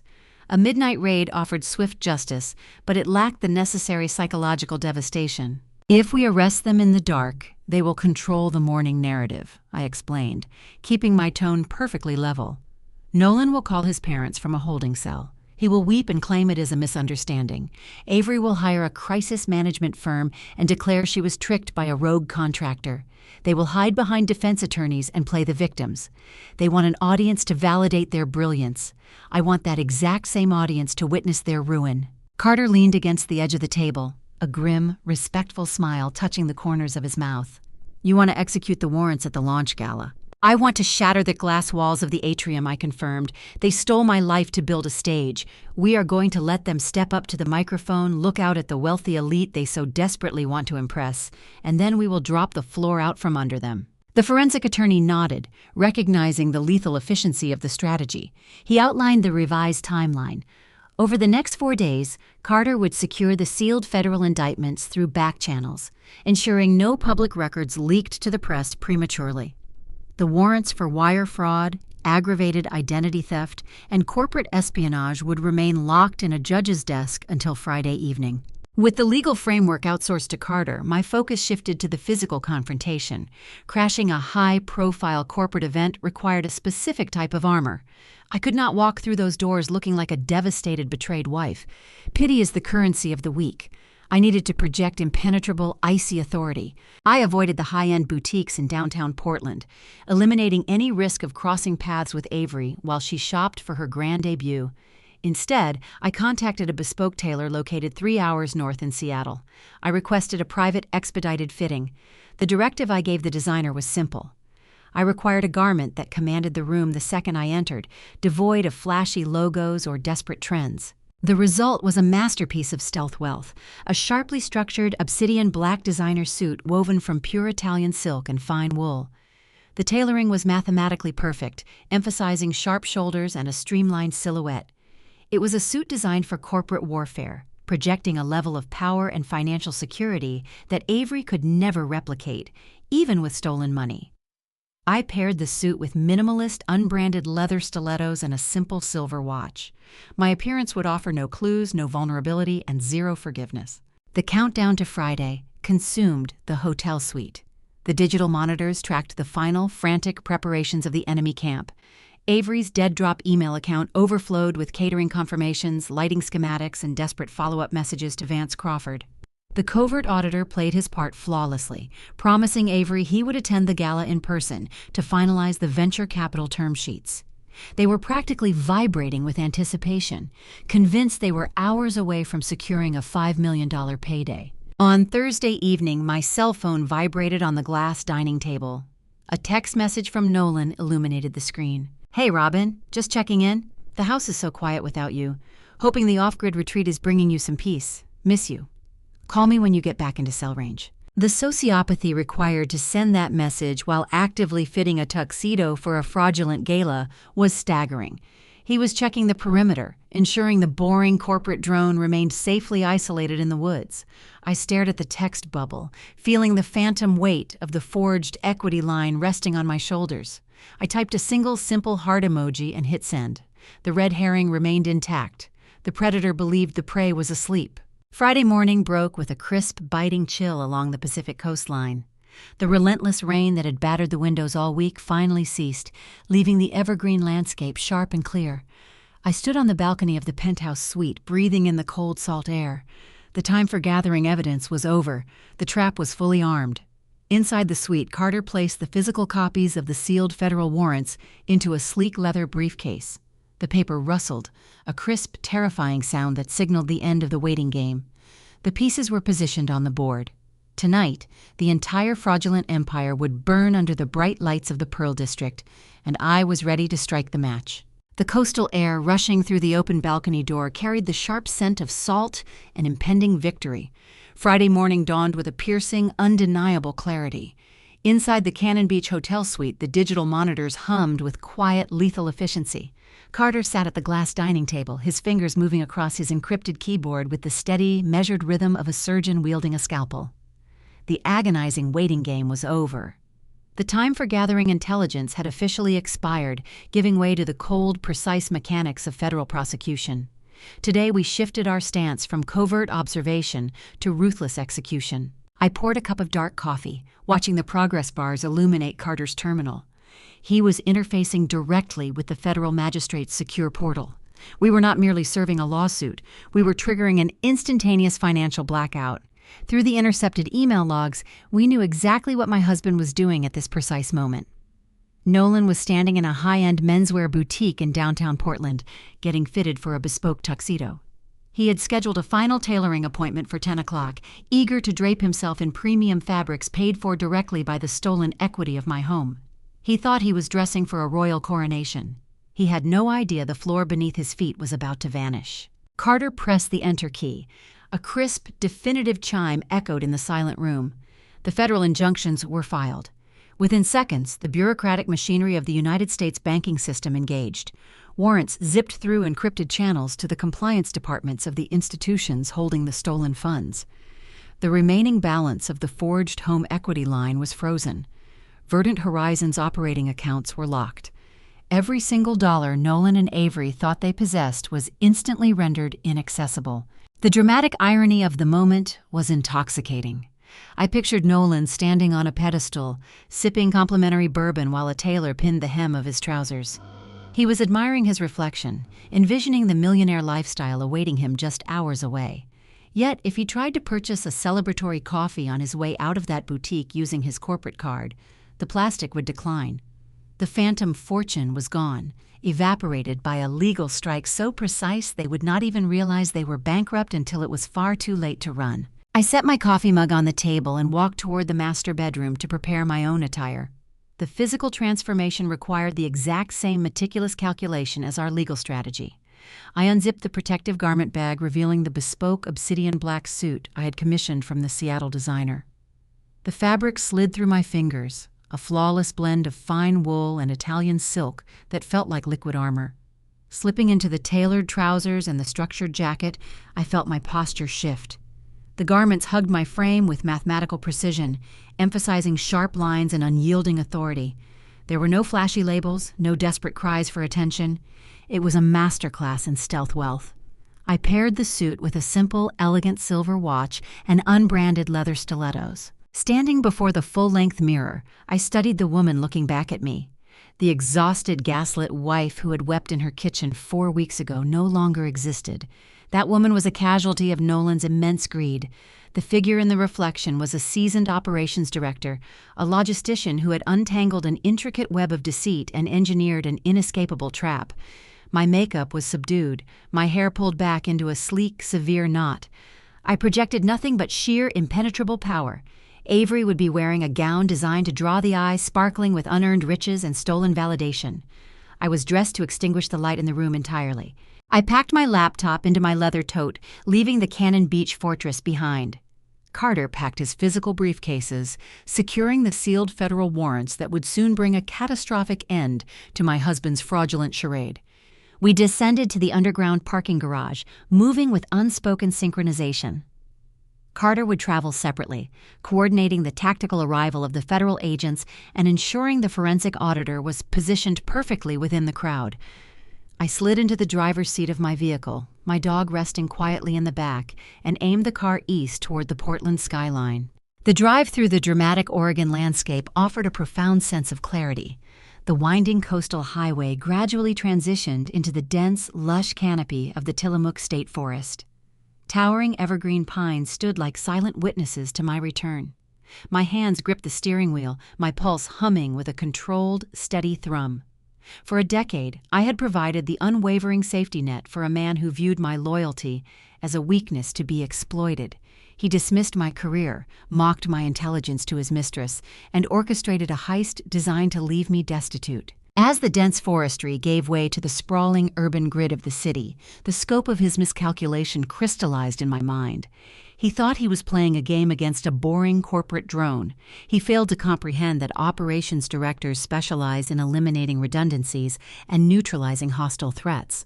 He invited me into a war of attrition, unaware that I possessed the endurance to outlast him and the resources to ruin him. The jagged peaks of the distant volcanic mountains faded as the sleek glass and steel architecture of the Pearl District came into view. The evening air carried a crisp, electric chill, a sharp contrast to the suffocating rain that had mirrored my initial despair a month ago. I navigated the busy streets, pulling my vehicle into a secured parking structure a few blocks away from the event venue. I turned off the engine, plunging the cabin into silence. My phone buzzed in the cup holder. A single text message from Carter illuminated the screen. "The final seals are broken. The team is in position. The cage is locked." I stared at the glowing text, a cold smile touching my lips. Nolan and Avery were currently inside the atrium, adjusting the microphones and reviewing their stolen pitch deck. They were eagerly anticipating the arrival of wealthy investors, ready to sell my life's work for millions. They were smiling, shaking hands, entirely oblivious to the federal dragnet tightening around their throats.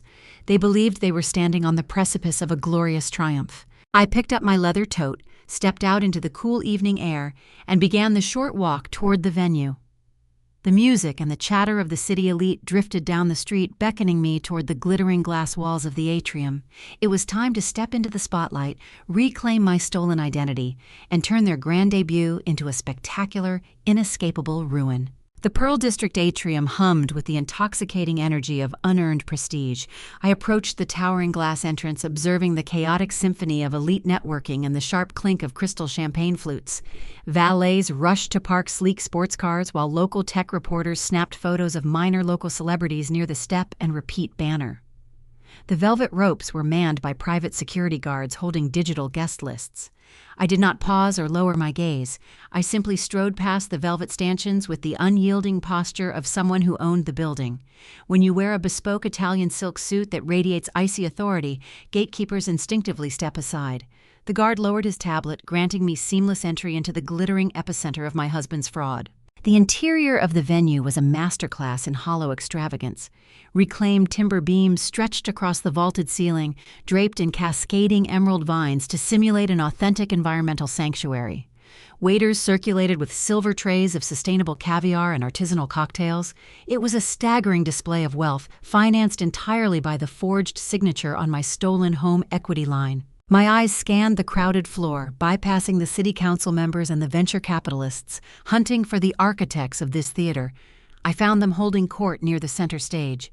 Nolan wore his bespoke tuxedo, the fine wool tailored to emphasize a posture of arrogant triumph. Avery stood beside him, draped in a backless forest green gown. A delicate diamond pendant rested against her collarbone. I recognized the necklace instantly.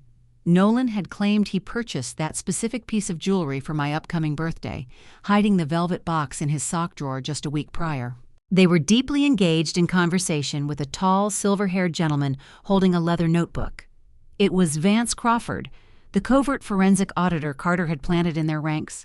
Vance played the role of an eager lead investor flawlessly, nodding along as Avery gestured toward the stage with manicured hands. I moved closer, weaving through the affluent crowd, letting the ambient chatter mask my approach.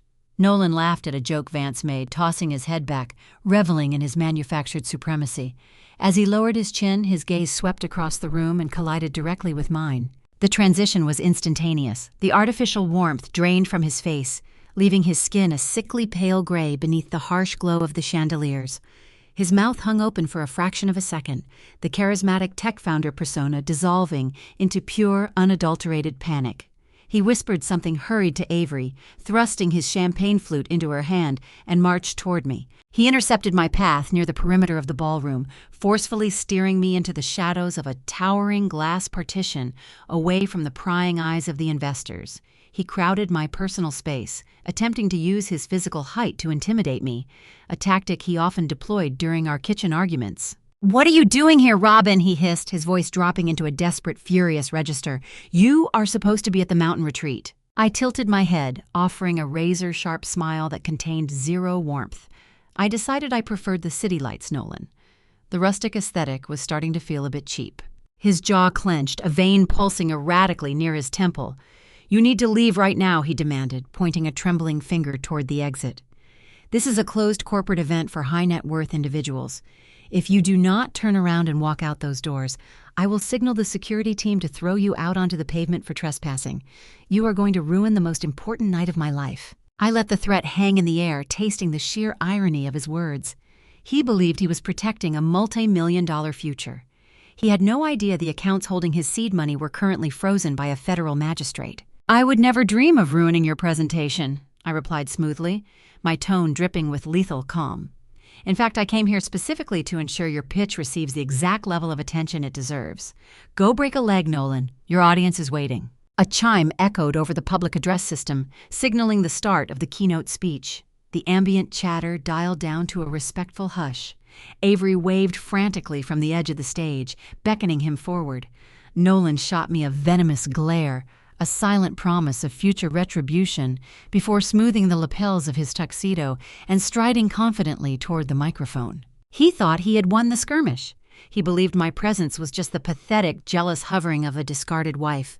As he climbed the stage steps, soaking in the polite applause of the Portland elite, I slipped into a shadowed alcove near the audiovisual control booth. I pulled a sleek, encrypted tablet from my leather tote.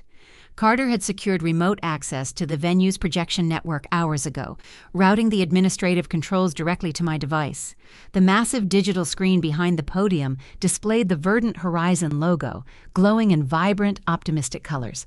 I bypassed the standard event software, linking my tablet to the primary display feed. My thumb hovered over the execution command. Nolan gripped the edges of the podium, leaning into the microphone with a practiced, visionary smile. "Thank you all for joining us tonight," he began, his baritone voice projecting effortlessly across the silent ballroom. When Avery and I founded Verdant Horizon, we recognized a fundamental flaw in the ecotourism sector. The industry lacked a true predictive algorithm capable of balancing commercial yield with environmental preservation. We decided it was time to build a better system. We decided to build the future. I tapped the screen on my tablet. The Verdant Horizon logo vanished from the massive projector behind him. The sudden shift in lighting drew the eyes of every single investor in the room. Nolan, entirely oblivious to the visual swap, continued reading from the transparent teleprompter situated at the base of the stage. Through rigorous research and unparalleled innovation, we developed a proprietary code that maps sustainable forestry in real time, he proclaimed, raising his hands in a gesture of profound innovation. The screen behind him did not display a forestry map. It displayed a high-definition scan of the Multnomah County home equity line of credit. The text was magnified, showcasing the glaring, undeniable forgery of my signature at the bottom of the page. Next to it, the corrupt notary stamp belonging to his fraternity brother glowed in harsh, unforgiving detail. A murmur of confusion rippled through the front row of the audience. Vance Crawford stood near the center aisle, his arms crossed, watching the trap spring shut. "We understand that securing early-stage capital requires transparency and trust," Nolan declared, reading the script Avery had meticulously drafted to woo the venture capitalists. "We pride ourselves on operating with the utmost ethical integrity, ensuring our partners feel secure in their investment." I swiped my finger across the tablet. The slide transitioned. The screen now broadcasted the official banking ledger from our joint account. The digital receipt for the $385,000 wire transfer loomed over Nolan's head, the routing numbers clearly displaying the funnel of stolen cash from the forged equity line directly into Avery's corporate shell company. The murmurs escalated into audible gasps.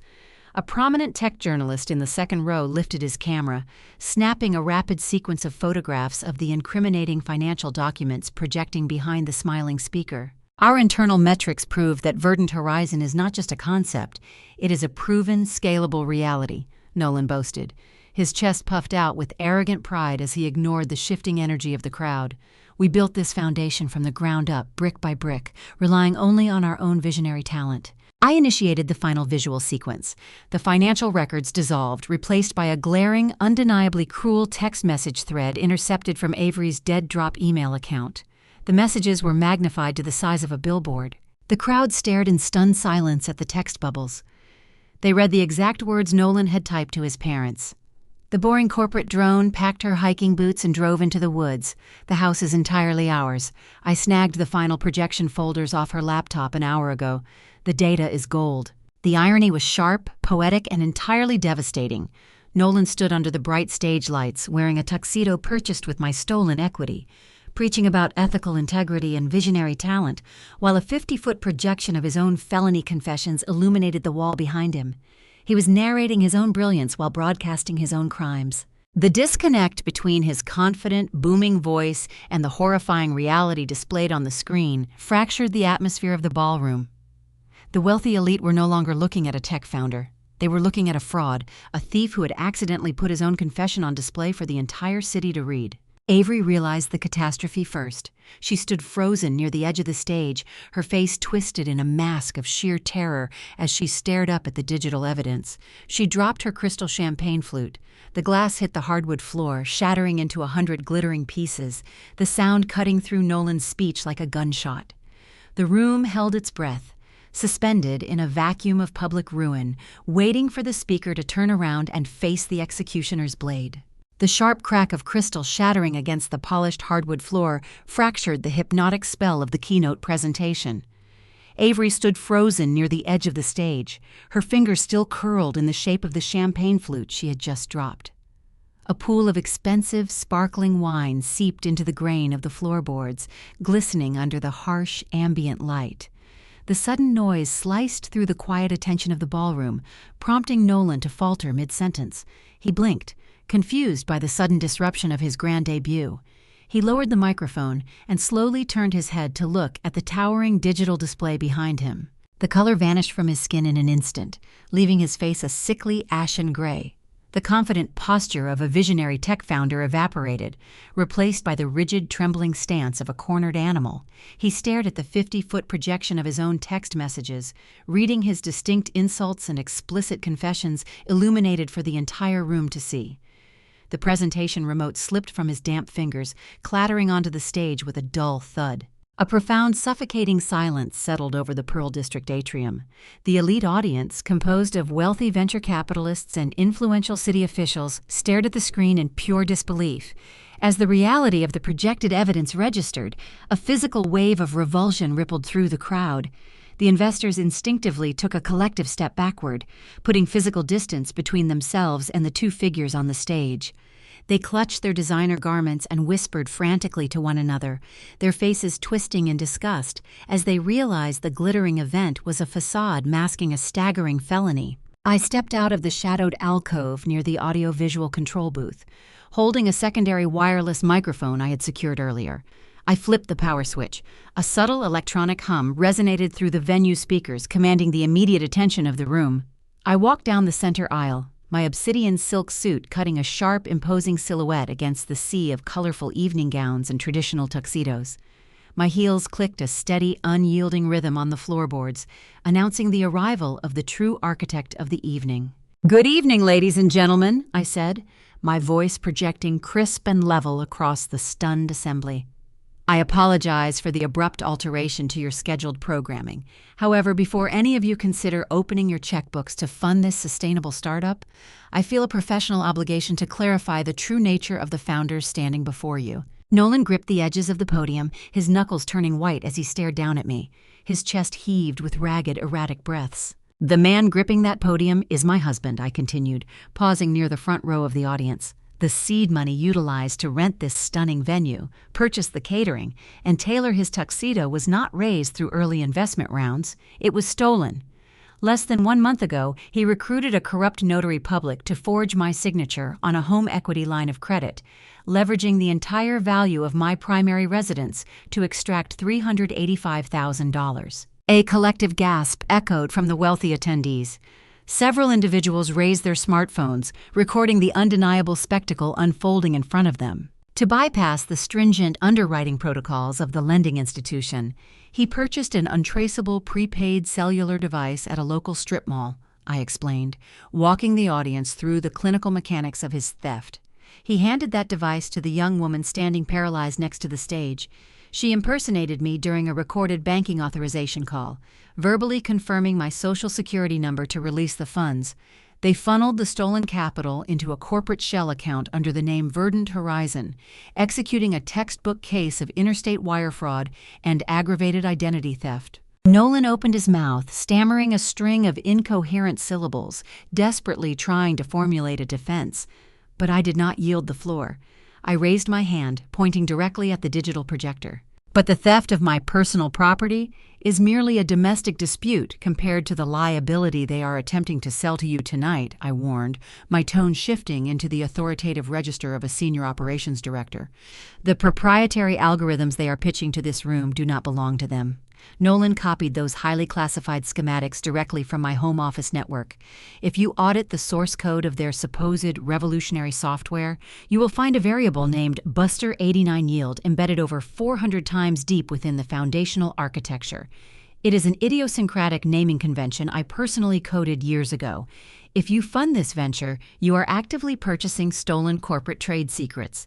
You will be named as co-conspirators in a federal espionage lawsuit that will drain your respective portfolios for a decade. The investors recoiled, genuine fear replacing their initial shock.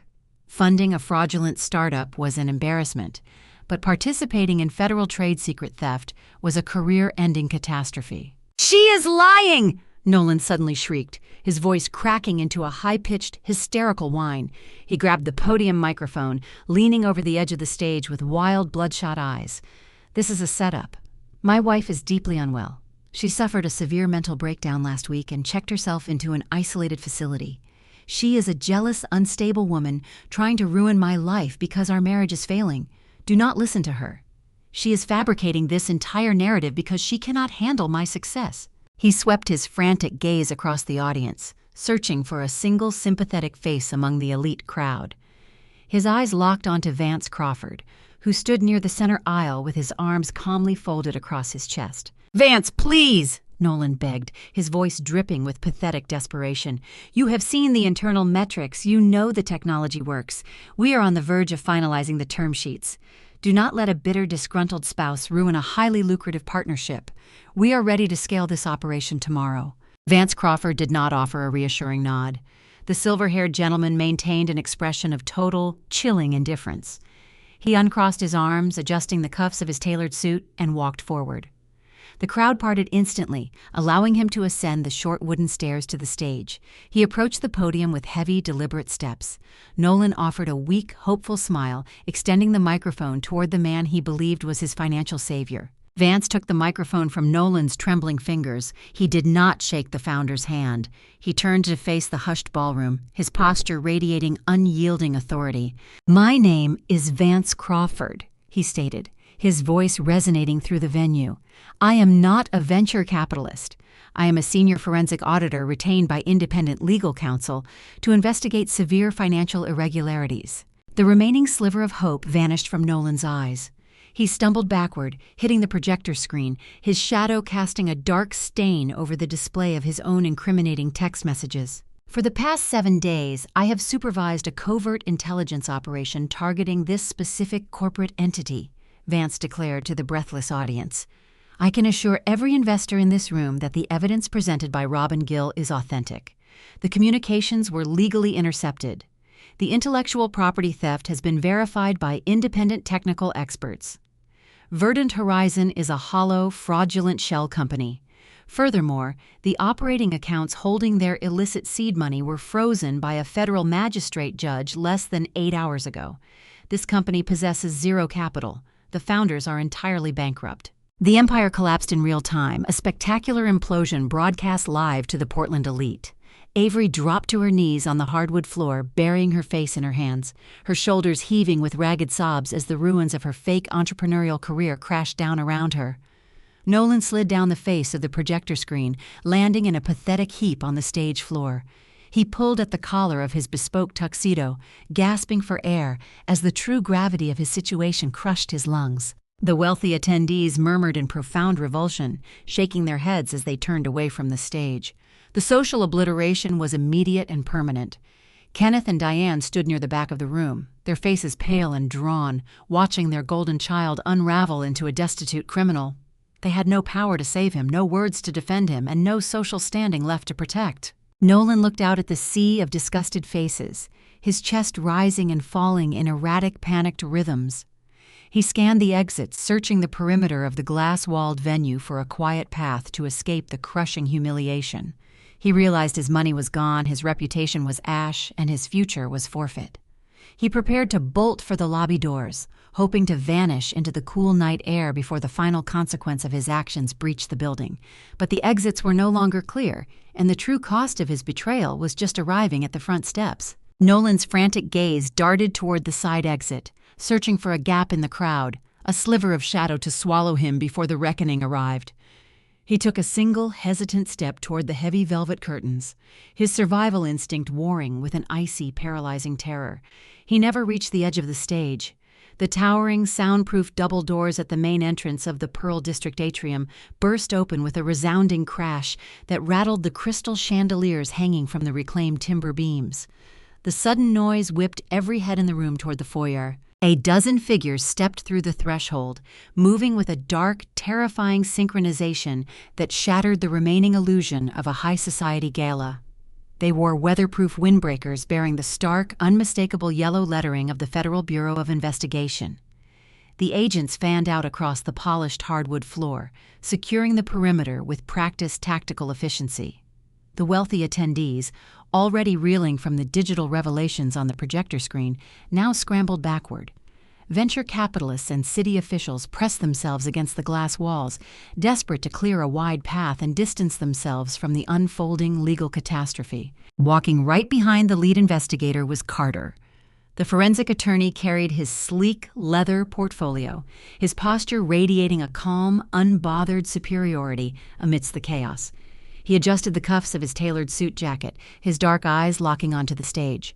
He held the physical, signed federal warrants in his hand, bringing the cold, unyielding reality of the justice system straight into the glittering venue. Nolan backed away, his shoulders hitting the edge of the projector screen.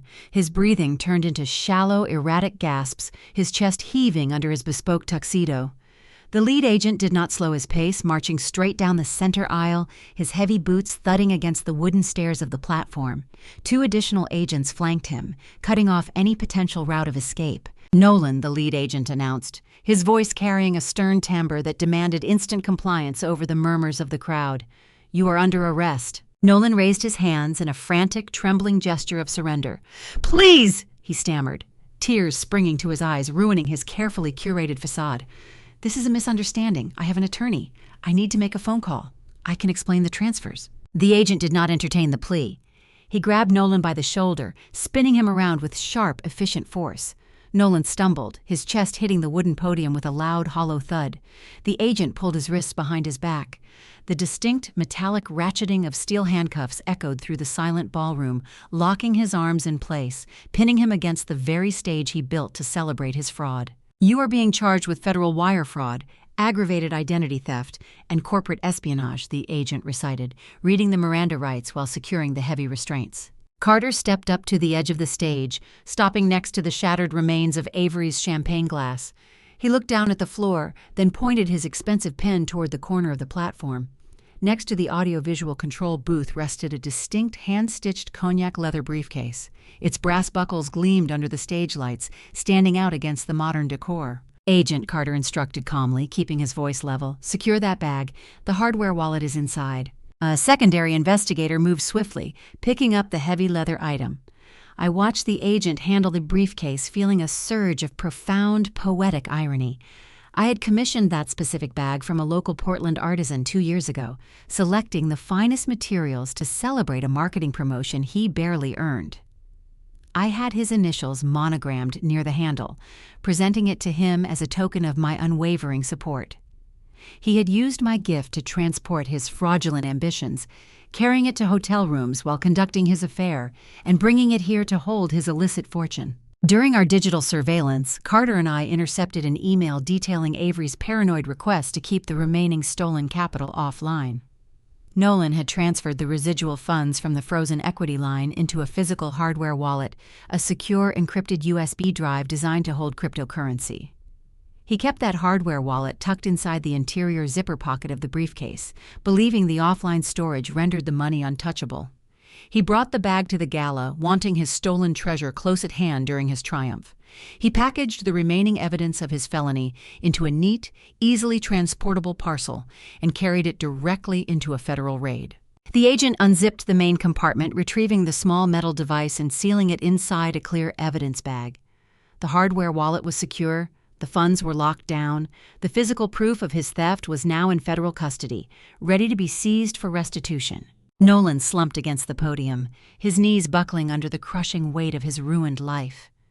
The agent held him upright by the collar of his tuxedo. The facade of the visionary tech founder washed away, leaving a terrified, weeping man facing decades in a penitentiary. He looked out at the audience, his chest shuddering with raw sobs, searching for a lifeline among the city elite. His gaze drifted past the silent, judging faces of the venture capitalists and landed near the back of the room. Kenneth and Diane stood near the coat check, entirely frozen. The blood had drained from their cheeks, leaving them looking like hollow statues cast in gray stone. They had arrived at the atrium brimming with arrogant pride, boasting to the other guests about their son's brilliant entrepreneurial mind. They had mocked my career over the phone, celebrating my supposed replacement, eager to soak in the reflected glory of his new empire. Now they were forced to watch their golden child being read his Miranda rights on a public stage. The The wealthy attendees surrounding them murmured in revulsion, shooting harsh, condemning glances at the parents who had raised a thief. The social standing they prized above all else evaporated in a matter of seconds. Their country club friends would read the indictments in the morning paper. Their legacy was reduced to profound, inescapable shame.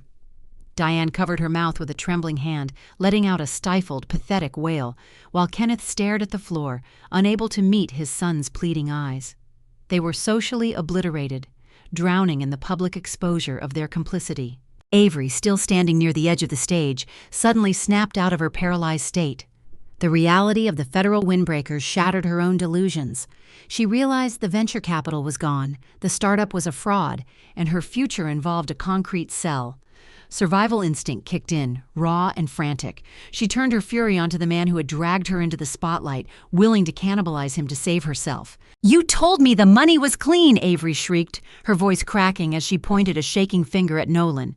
Two female agents approached her with open handcuffs, but she continued screaming over her shoulder, her perfectly styled hair falling into her face. "You said she agreed to the loan. You told me the software belonged to you. You lied to me. You ruined my life. I am not going to prison for your theft." Nolan squeezed his eyes shut, shaking his head as the tears spilled over his cheeks. He could not defend himself against her venomous accusations. The alliance forged in deception was collapsing, turning them into predators eager to tear each other apart for a plea deal. The female agents secured Avery's wrists, silencing her outburst as they escorted her toward the lobby doors, her green designer gown dragging across the floorboards. The lead agent tugged Nolan forward, preparing to march him down the center aisle. As he was led toward the stairs, Nolan locked his red, swollen eyes onto me. The arrogant smirk, the condescending instructions to budget better, the smug confidence of a man who thought he held all the power were entirely erased. He looked at me with profound, desperate terror. "Robin, please," he choked out, his voice a pathetic, ragged whisper echoing over the quiet murmurs of the crowd. "You have to help me. Tell them we can work this out. I can pay it back. I will sign whatever you want. Please do not let them take me away. I am sorry. I am so sorry." I stood near the audiovisual booth, my hands resting calmly at my sides. My tailored obsidian suit felt like an impenetrable shield against his weeping pleas. I did not flinch. I did not offer a comforting word or a nod of forgiveness. I looked at the man who had mortgaged my home, stolen my life's work, and mocked my dedication, feeling nothing but a sterile, clinical detachment. "You should have budgeted better, Nolan," I replied, my tone flat and unyielding. "The interest rate on federal fraud is exceptionally high." I turned my back on him. I did not watch the agents march him through the parted crowd. I did not listen to his continued, pathetic sobbing as the heavy glass doors of the venue swallowed him whole. The flash of red and blue emergency lights painted the walls of the atrium, casting long, frantic shadows across the empty stage. The room buzzed with the hushed voices of the investors processing the catastrophe they had just witnessed, but I remained insulated from the noise.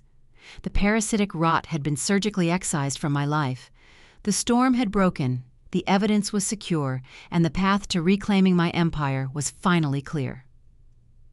The night was over, leaving only the quiet dawn of an unshackled future. 6 months later, the dust has settled into a profound, enduring peace. The federal justice system moves with a distinct, terrifying efficiency when presented with a pristine, time-stamped dossier. Nolan did not even attempt to mount a defense. Faced with his own recorded audio, the intercepted email chains, and the physical hardware wallet seized during the raid, his public defender strongly advised a swift surrender. He accepted a comprehensive plea agreement to avoid a prolonged, embarrassing trial. The man who once bragged about his financial maneuvering while wearing a bespoke tuxedo now wears standard-issue canvas. He is serving a 72-month sentence in a federal correctional institution situated deep in the arid high desert, isolated from the coastal luxury he tried to steal. His days are defined by regimented schedules and concrete walls, stripped of any unearned prestige. He gambled his entire existence on a fragile illusion, and the house collected every single chip. Avery learned a harsh lesson about the vulnerability of fake entrepreneurial empires. Her initial attempt to paint herself as a manipulated victim dissolved the moment federal prosecutors reviewed her emails explicitly discussing the stolen trade secrets. She also accepted a plea deal, receiving a heavy sentence for her active participation in identity theft and wire fraud. The polished, heavily filtered social media persona she spent years curating vanished from the internet, replaced by a permanent federal record. The venture capitalists she tried to woo blacklisted her across the entire technology sector. Her name is now a cautionary tale among Portland investors. The consequences cascaded outward, enveloping the architects of my emotional abuse. Kenneth and Diane, the parents who eagerly applauded my financial ruin, discovered that defending a federal indictment requires immense liquid capital. To secure even basic legal representation for their golden child, they were forced to drain their retirement accounts and mortgage their own future. Their elite social circle in the Portland suburbs evaporated overnight. The friends who once attended their lavish dinner parties severed all ties, refusing to be associated with a highly publicized federal fraud scandal. Drowning in mounting legal fees and suffocated by public shame, Kenneth and Diane quietly sold their sprawling suburban estate at a significant loss. They relocated to a cramped, unassuming rental apartment in a neighboring state, living out their twilight years in inescapable disgrace. Diane will have plenty of time to reflect on her assessment of the boring corporate drone who ultimately orchestrated her social ruin. The true poetry of this resolution played out in the civil courts. Carter and my legal team launched a simultaneous civil action against Verdant Horizon because I provided undeniable proof that I personally authored the proprietary algorithms and coined the company slogan during that late-night brainstorming session. The civil judge granted my request for total restitution. I did not just sue their shell company, I legally seized it. The corporate entity they built to steal my life was handed over to me in its entirety. As the sole newly appointed managing member of Verdant Horizon, my first executive action was to formally terminate Avery from the very company she claimed to found. My second action was the systematic liquidation of every tangible asset the company possessed. I directed a team to clear out their high-rent Pearl District office space. We sold the ergonomic office furniture, the high-end servers, and the remaining venture capital seed deposits. The revenue generated from dismantling their fraudulent dream was funneled directly back to the lending institution. The forged home equity line of credit was paid off in full, erasing the catastrophic debt from my name and restoring the pristine title to my Portland property.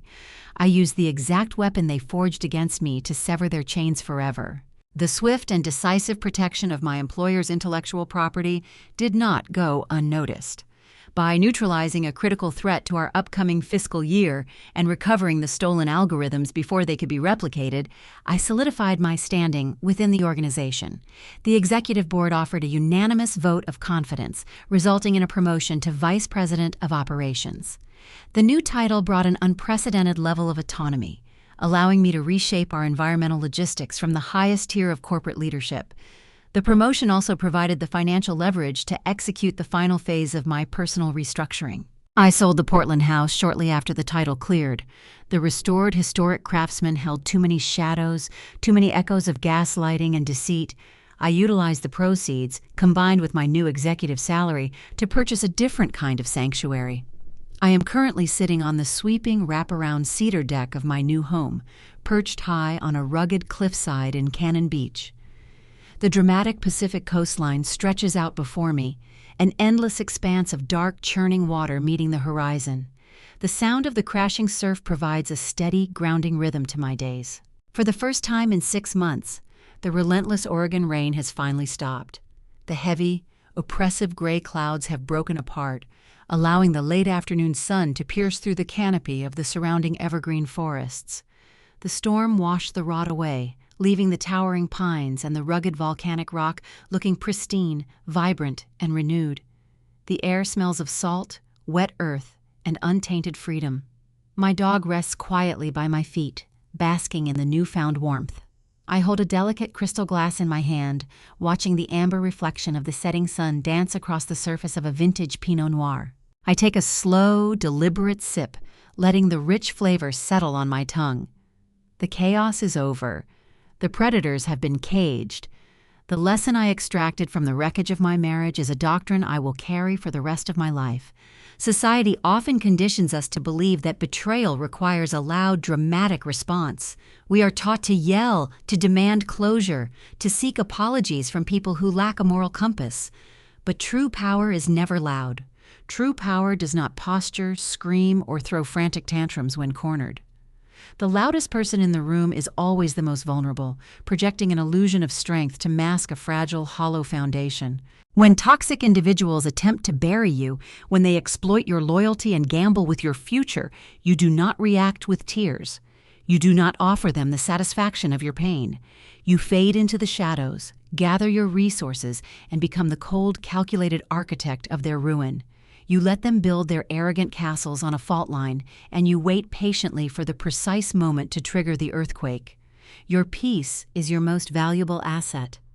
You must protect it with precise intent, and you must never hesitate to burn the bridges that lead back to your abusers. Sitting on the sweeping cedar deck of my Pacific coastline home, watching the churning water break against the ancient volcanic rock, the silence finally affords me the profound luxury of reflection. The federal indictments have been filed, the corporate triumphs secured, and my stolen identity meticulously reclaimed. Yet, as the intoxicating adrenaline of survival slowly fades into the cool Oregon evening, a much deeper, more unsettling question lingers in the salt-heavy air. How does a man like my husband, a man capable of such devastating, calculated cruelty, come to exist? The answer does not lie in a sudden moral failing, a temporary lapse of judgment, or a spontaneous surrender to greed. The blueprint for such monumental betrayal is drafted decades before the actual crime is ever committed. It is drawn in the quiet, unassuming corners of childhood, nurtured and solidified by the very people entrusted to guide us. The collapse of my marriage was not merely a story of financial fraud or corporate espionage. It was a devastating, real-time masterclass in the catastrophic failure of traditional parenting. In modern American culture, the traditional family structure is fiercely revered as the ultimate sanctuary. We celebrate the idyllic image of the suburban household, a place of warmth, unwavering support, and absolute protection. We are conditioned to applaud parents who cheer the loudest from the sidelines, who provide endless safety nets, and who dedicate their lives to ensuring their children achieve the elusive, glittering American dream. Kenneth and Diane, my former in-laws, were the very epitome of this cultural archetype. From the outside, they projected the flawless, enviable image of a loving, supportive family unit. But beneath that polished, affluent veneer lay a rotting, toxic foundation built on the dangerous premise of unearned exceptionalism. When Nolan and his mistress orchestrated their heist, forging my signature to mortgage my home and stealing my life's intellectual property, Kenneth did not recoil in horror. He did not issue the stern, uncompromising reprimand of a father witnessing his son's moral decay. Instead, he celebrated Nolan's brilliant financial maneuvering. Diane eagerly asked about launch parties, callously dismissing my decade of steadfast financial support as the mundane work of a boring corporate drone. They did not see a felony. They saw an opportunity. They were not raising a man of integrity. They were actively grooming a predator. This brings me to a harsh, deeply uncomfortable truth regarding long-term family responsibility. Society tells us that the primary duty of parenting is to defend our children against a harsh, unforgiving world. But what happens when your child becomes the very threat that the rest of the world needs defending against? In their desperate, blinding attempt to elevate their golden child, Kenneth and Diane abandoned the foundational pillars of honesty, fairness, and emotional awareness. True, enduring parenting is not about insulating a child from the consequences of their actions or paving over every obstacle in their path. It is about cultivating the emotional intelligence required to understand how one's actions impact the lives of others. By actively applauding his deception, his parents validated a terrifying, deep-seated entitlement. They taught Nolan that fairness was a construct for the weak, that empathy was a strategic disadvantage, and that the people who love and support you are merely disposable resources waiting to be exploited. They built a narcissistic fortress around him, fully convinced that their unconditional defense was the highest form of love. But shielding a child from accountability is not love. It is the deepest, most destructive form of parental neglect. Raising children within any family structure demands a profound, almost painful level of emotional awareness. It requires parents to possess the courage to recognize not only their child's limitless potential for greatness, but also their inherent capacity for cruelty. It means sitting across the dinner table and instilling the hard, uncompromising understanding that success achieved through the exploitation, manipulation, or suffering of others is not success at all. It is a moral bankruptcy that will eventually demand repayment with staggering interest. Had Kenneth and Diane possessed even a fraction of this necessary emotional intelligence, they would have recognized the monster sitting at their Thanksgiving table long before he had the chance to steal my life's work. They would have demanded honesty. They would have enforced fairness. Instead, their blind, enabling complicity sealed his ultimate fate. The tragedy of their failure is absolute and generational. In their steadfast refusal to teach him the value of integrity, they guaranteed his ruin. The federal penitentiary where Nolan now resides, and the cramped socially exiled apartment where Kenneth and Diane are forced to live out their twilight years are the direct, inescapable returns on their decades of toxic parenting. They paid the ultimate, devastating price for failing to raise a good man. We spend so much of our lives seeking narratives that make sense of our pain, searching for communities that understand the delicate, often brutal nuances of family dynamics, betrayal, and ultimate survival.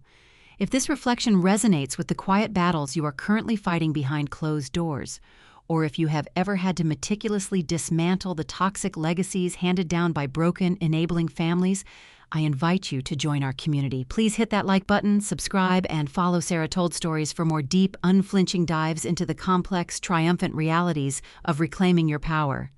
We share these journeys because, in the telling, we find our collective strength, reminding one another that we are never truly alone in the dark. As the last sliver of the sunlight dips below the vast Pacific horizon, painting the sky in bruised shades of violet and gray, I am left with a resolute, unshakable conviction. It is a philosophy that contradicts everything we are taught about the sanctity of the family unit. Unconditional love, as it is so frequently and loudly sold to us by American culture, is the most dangerous myth we have ever been told. Love that lacks the rigorous, uncompromising demand for accountability is not a virtue. It is a weapon. It is a loaded gun, slowly assembled over years of excused bad behavior, destined to be fired at an innocent target who mistook a family for a safe haven. We do our children absolutely no favors by pretending they are flawless, and we commit a grave sin against society by protecting them from their own failures. We only ensure that when they finally, inevitably fall, the collateral damage will be catastrophic. Perhaps the greatest, most profound act of love a parent can perform is not to catch their child when they stumble, but to step back, cross their arms, and let the hard, unforgiving ground teach them the lesson they refuse to learn. As you look at the faces of the people you are raising, or the people who raised you, ask yourself, are you truly building a sanctuary of integrity, or are you just quietly setting the stage for the storm?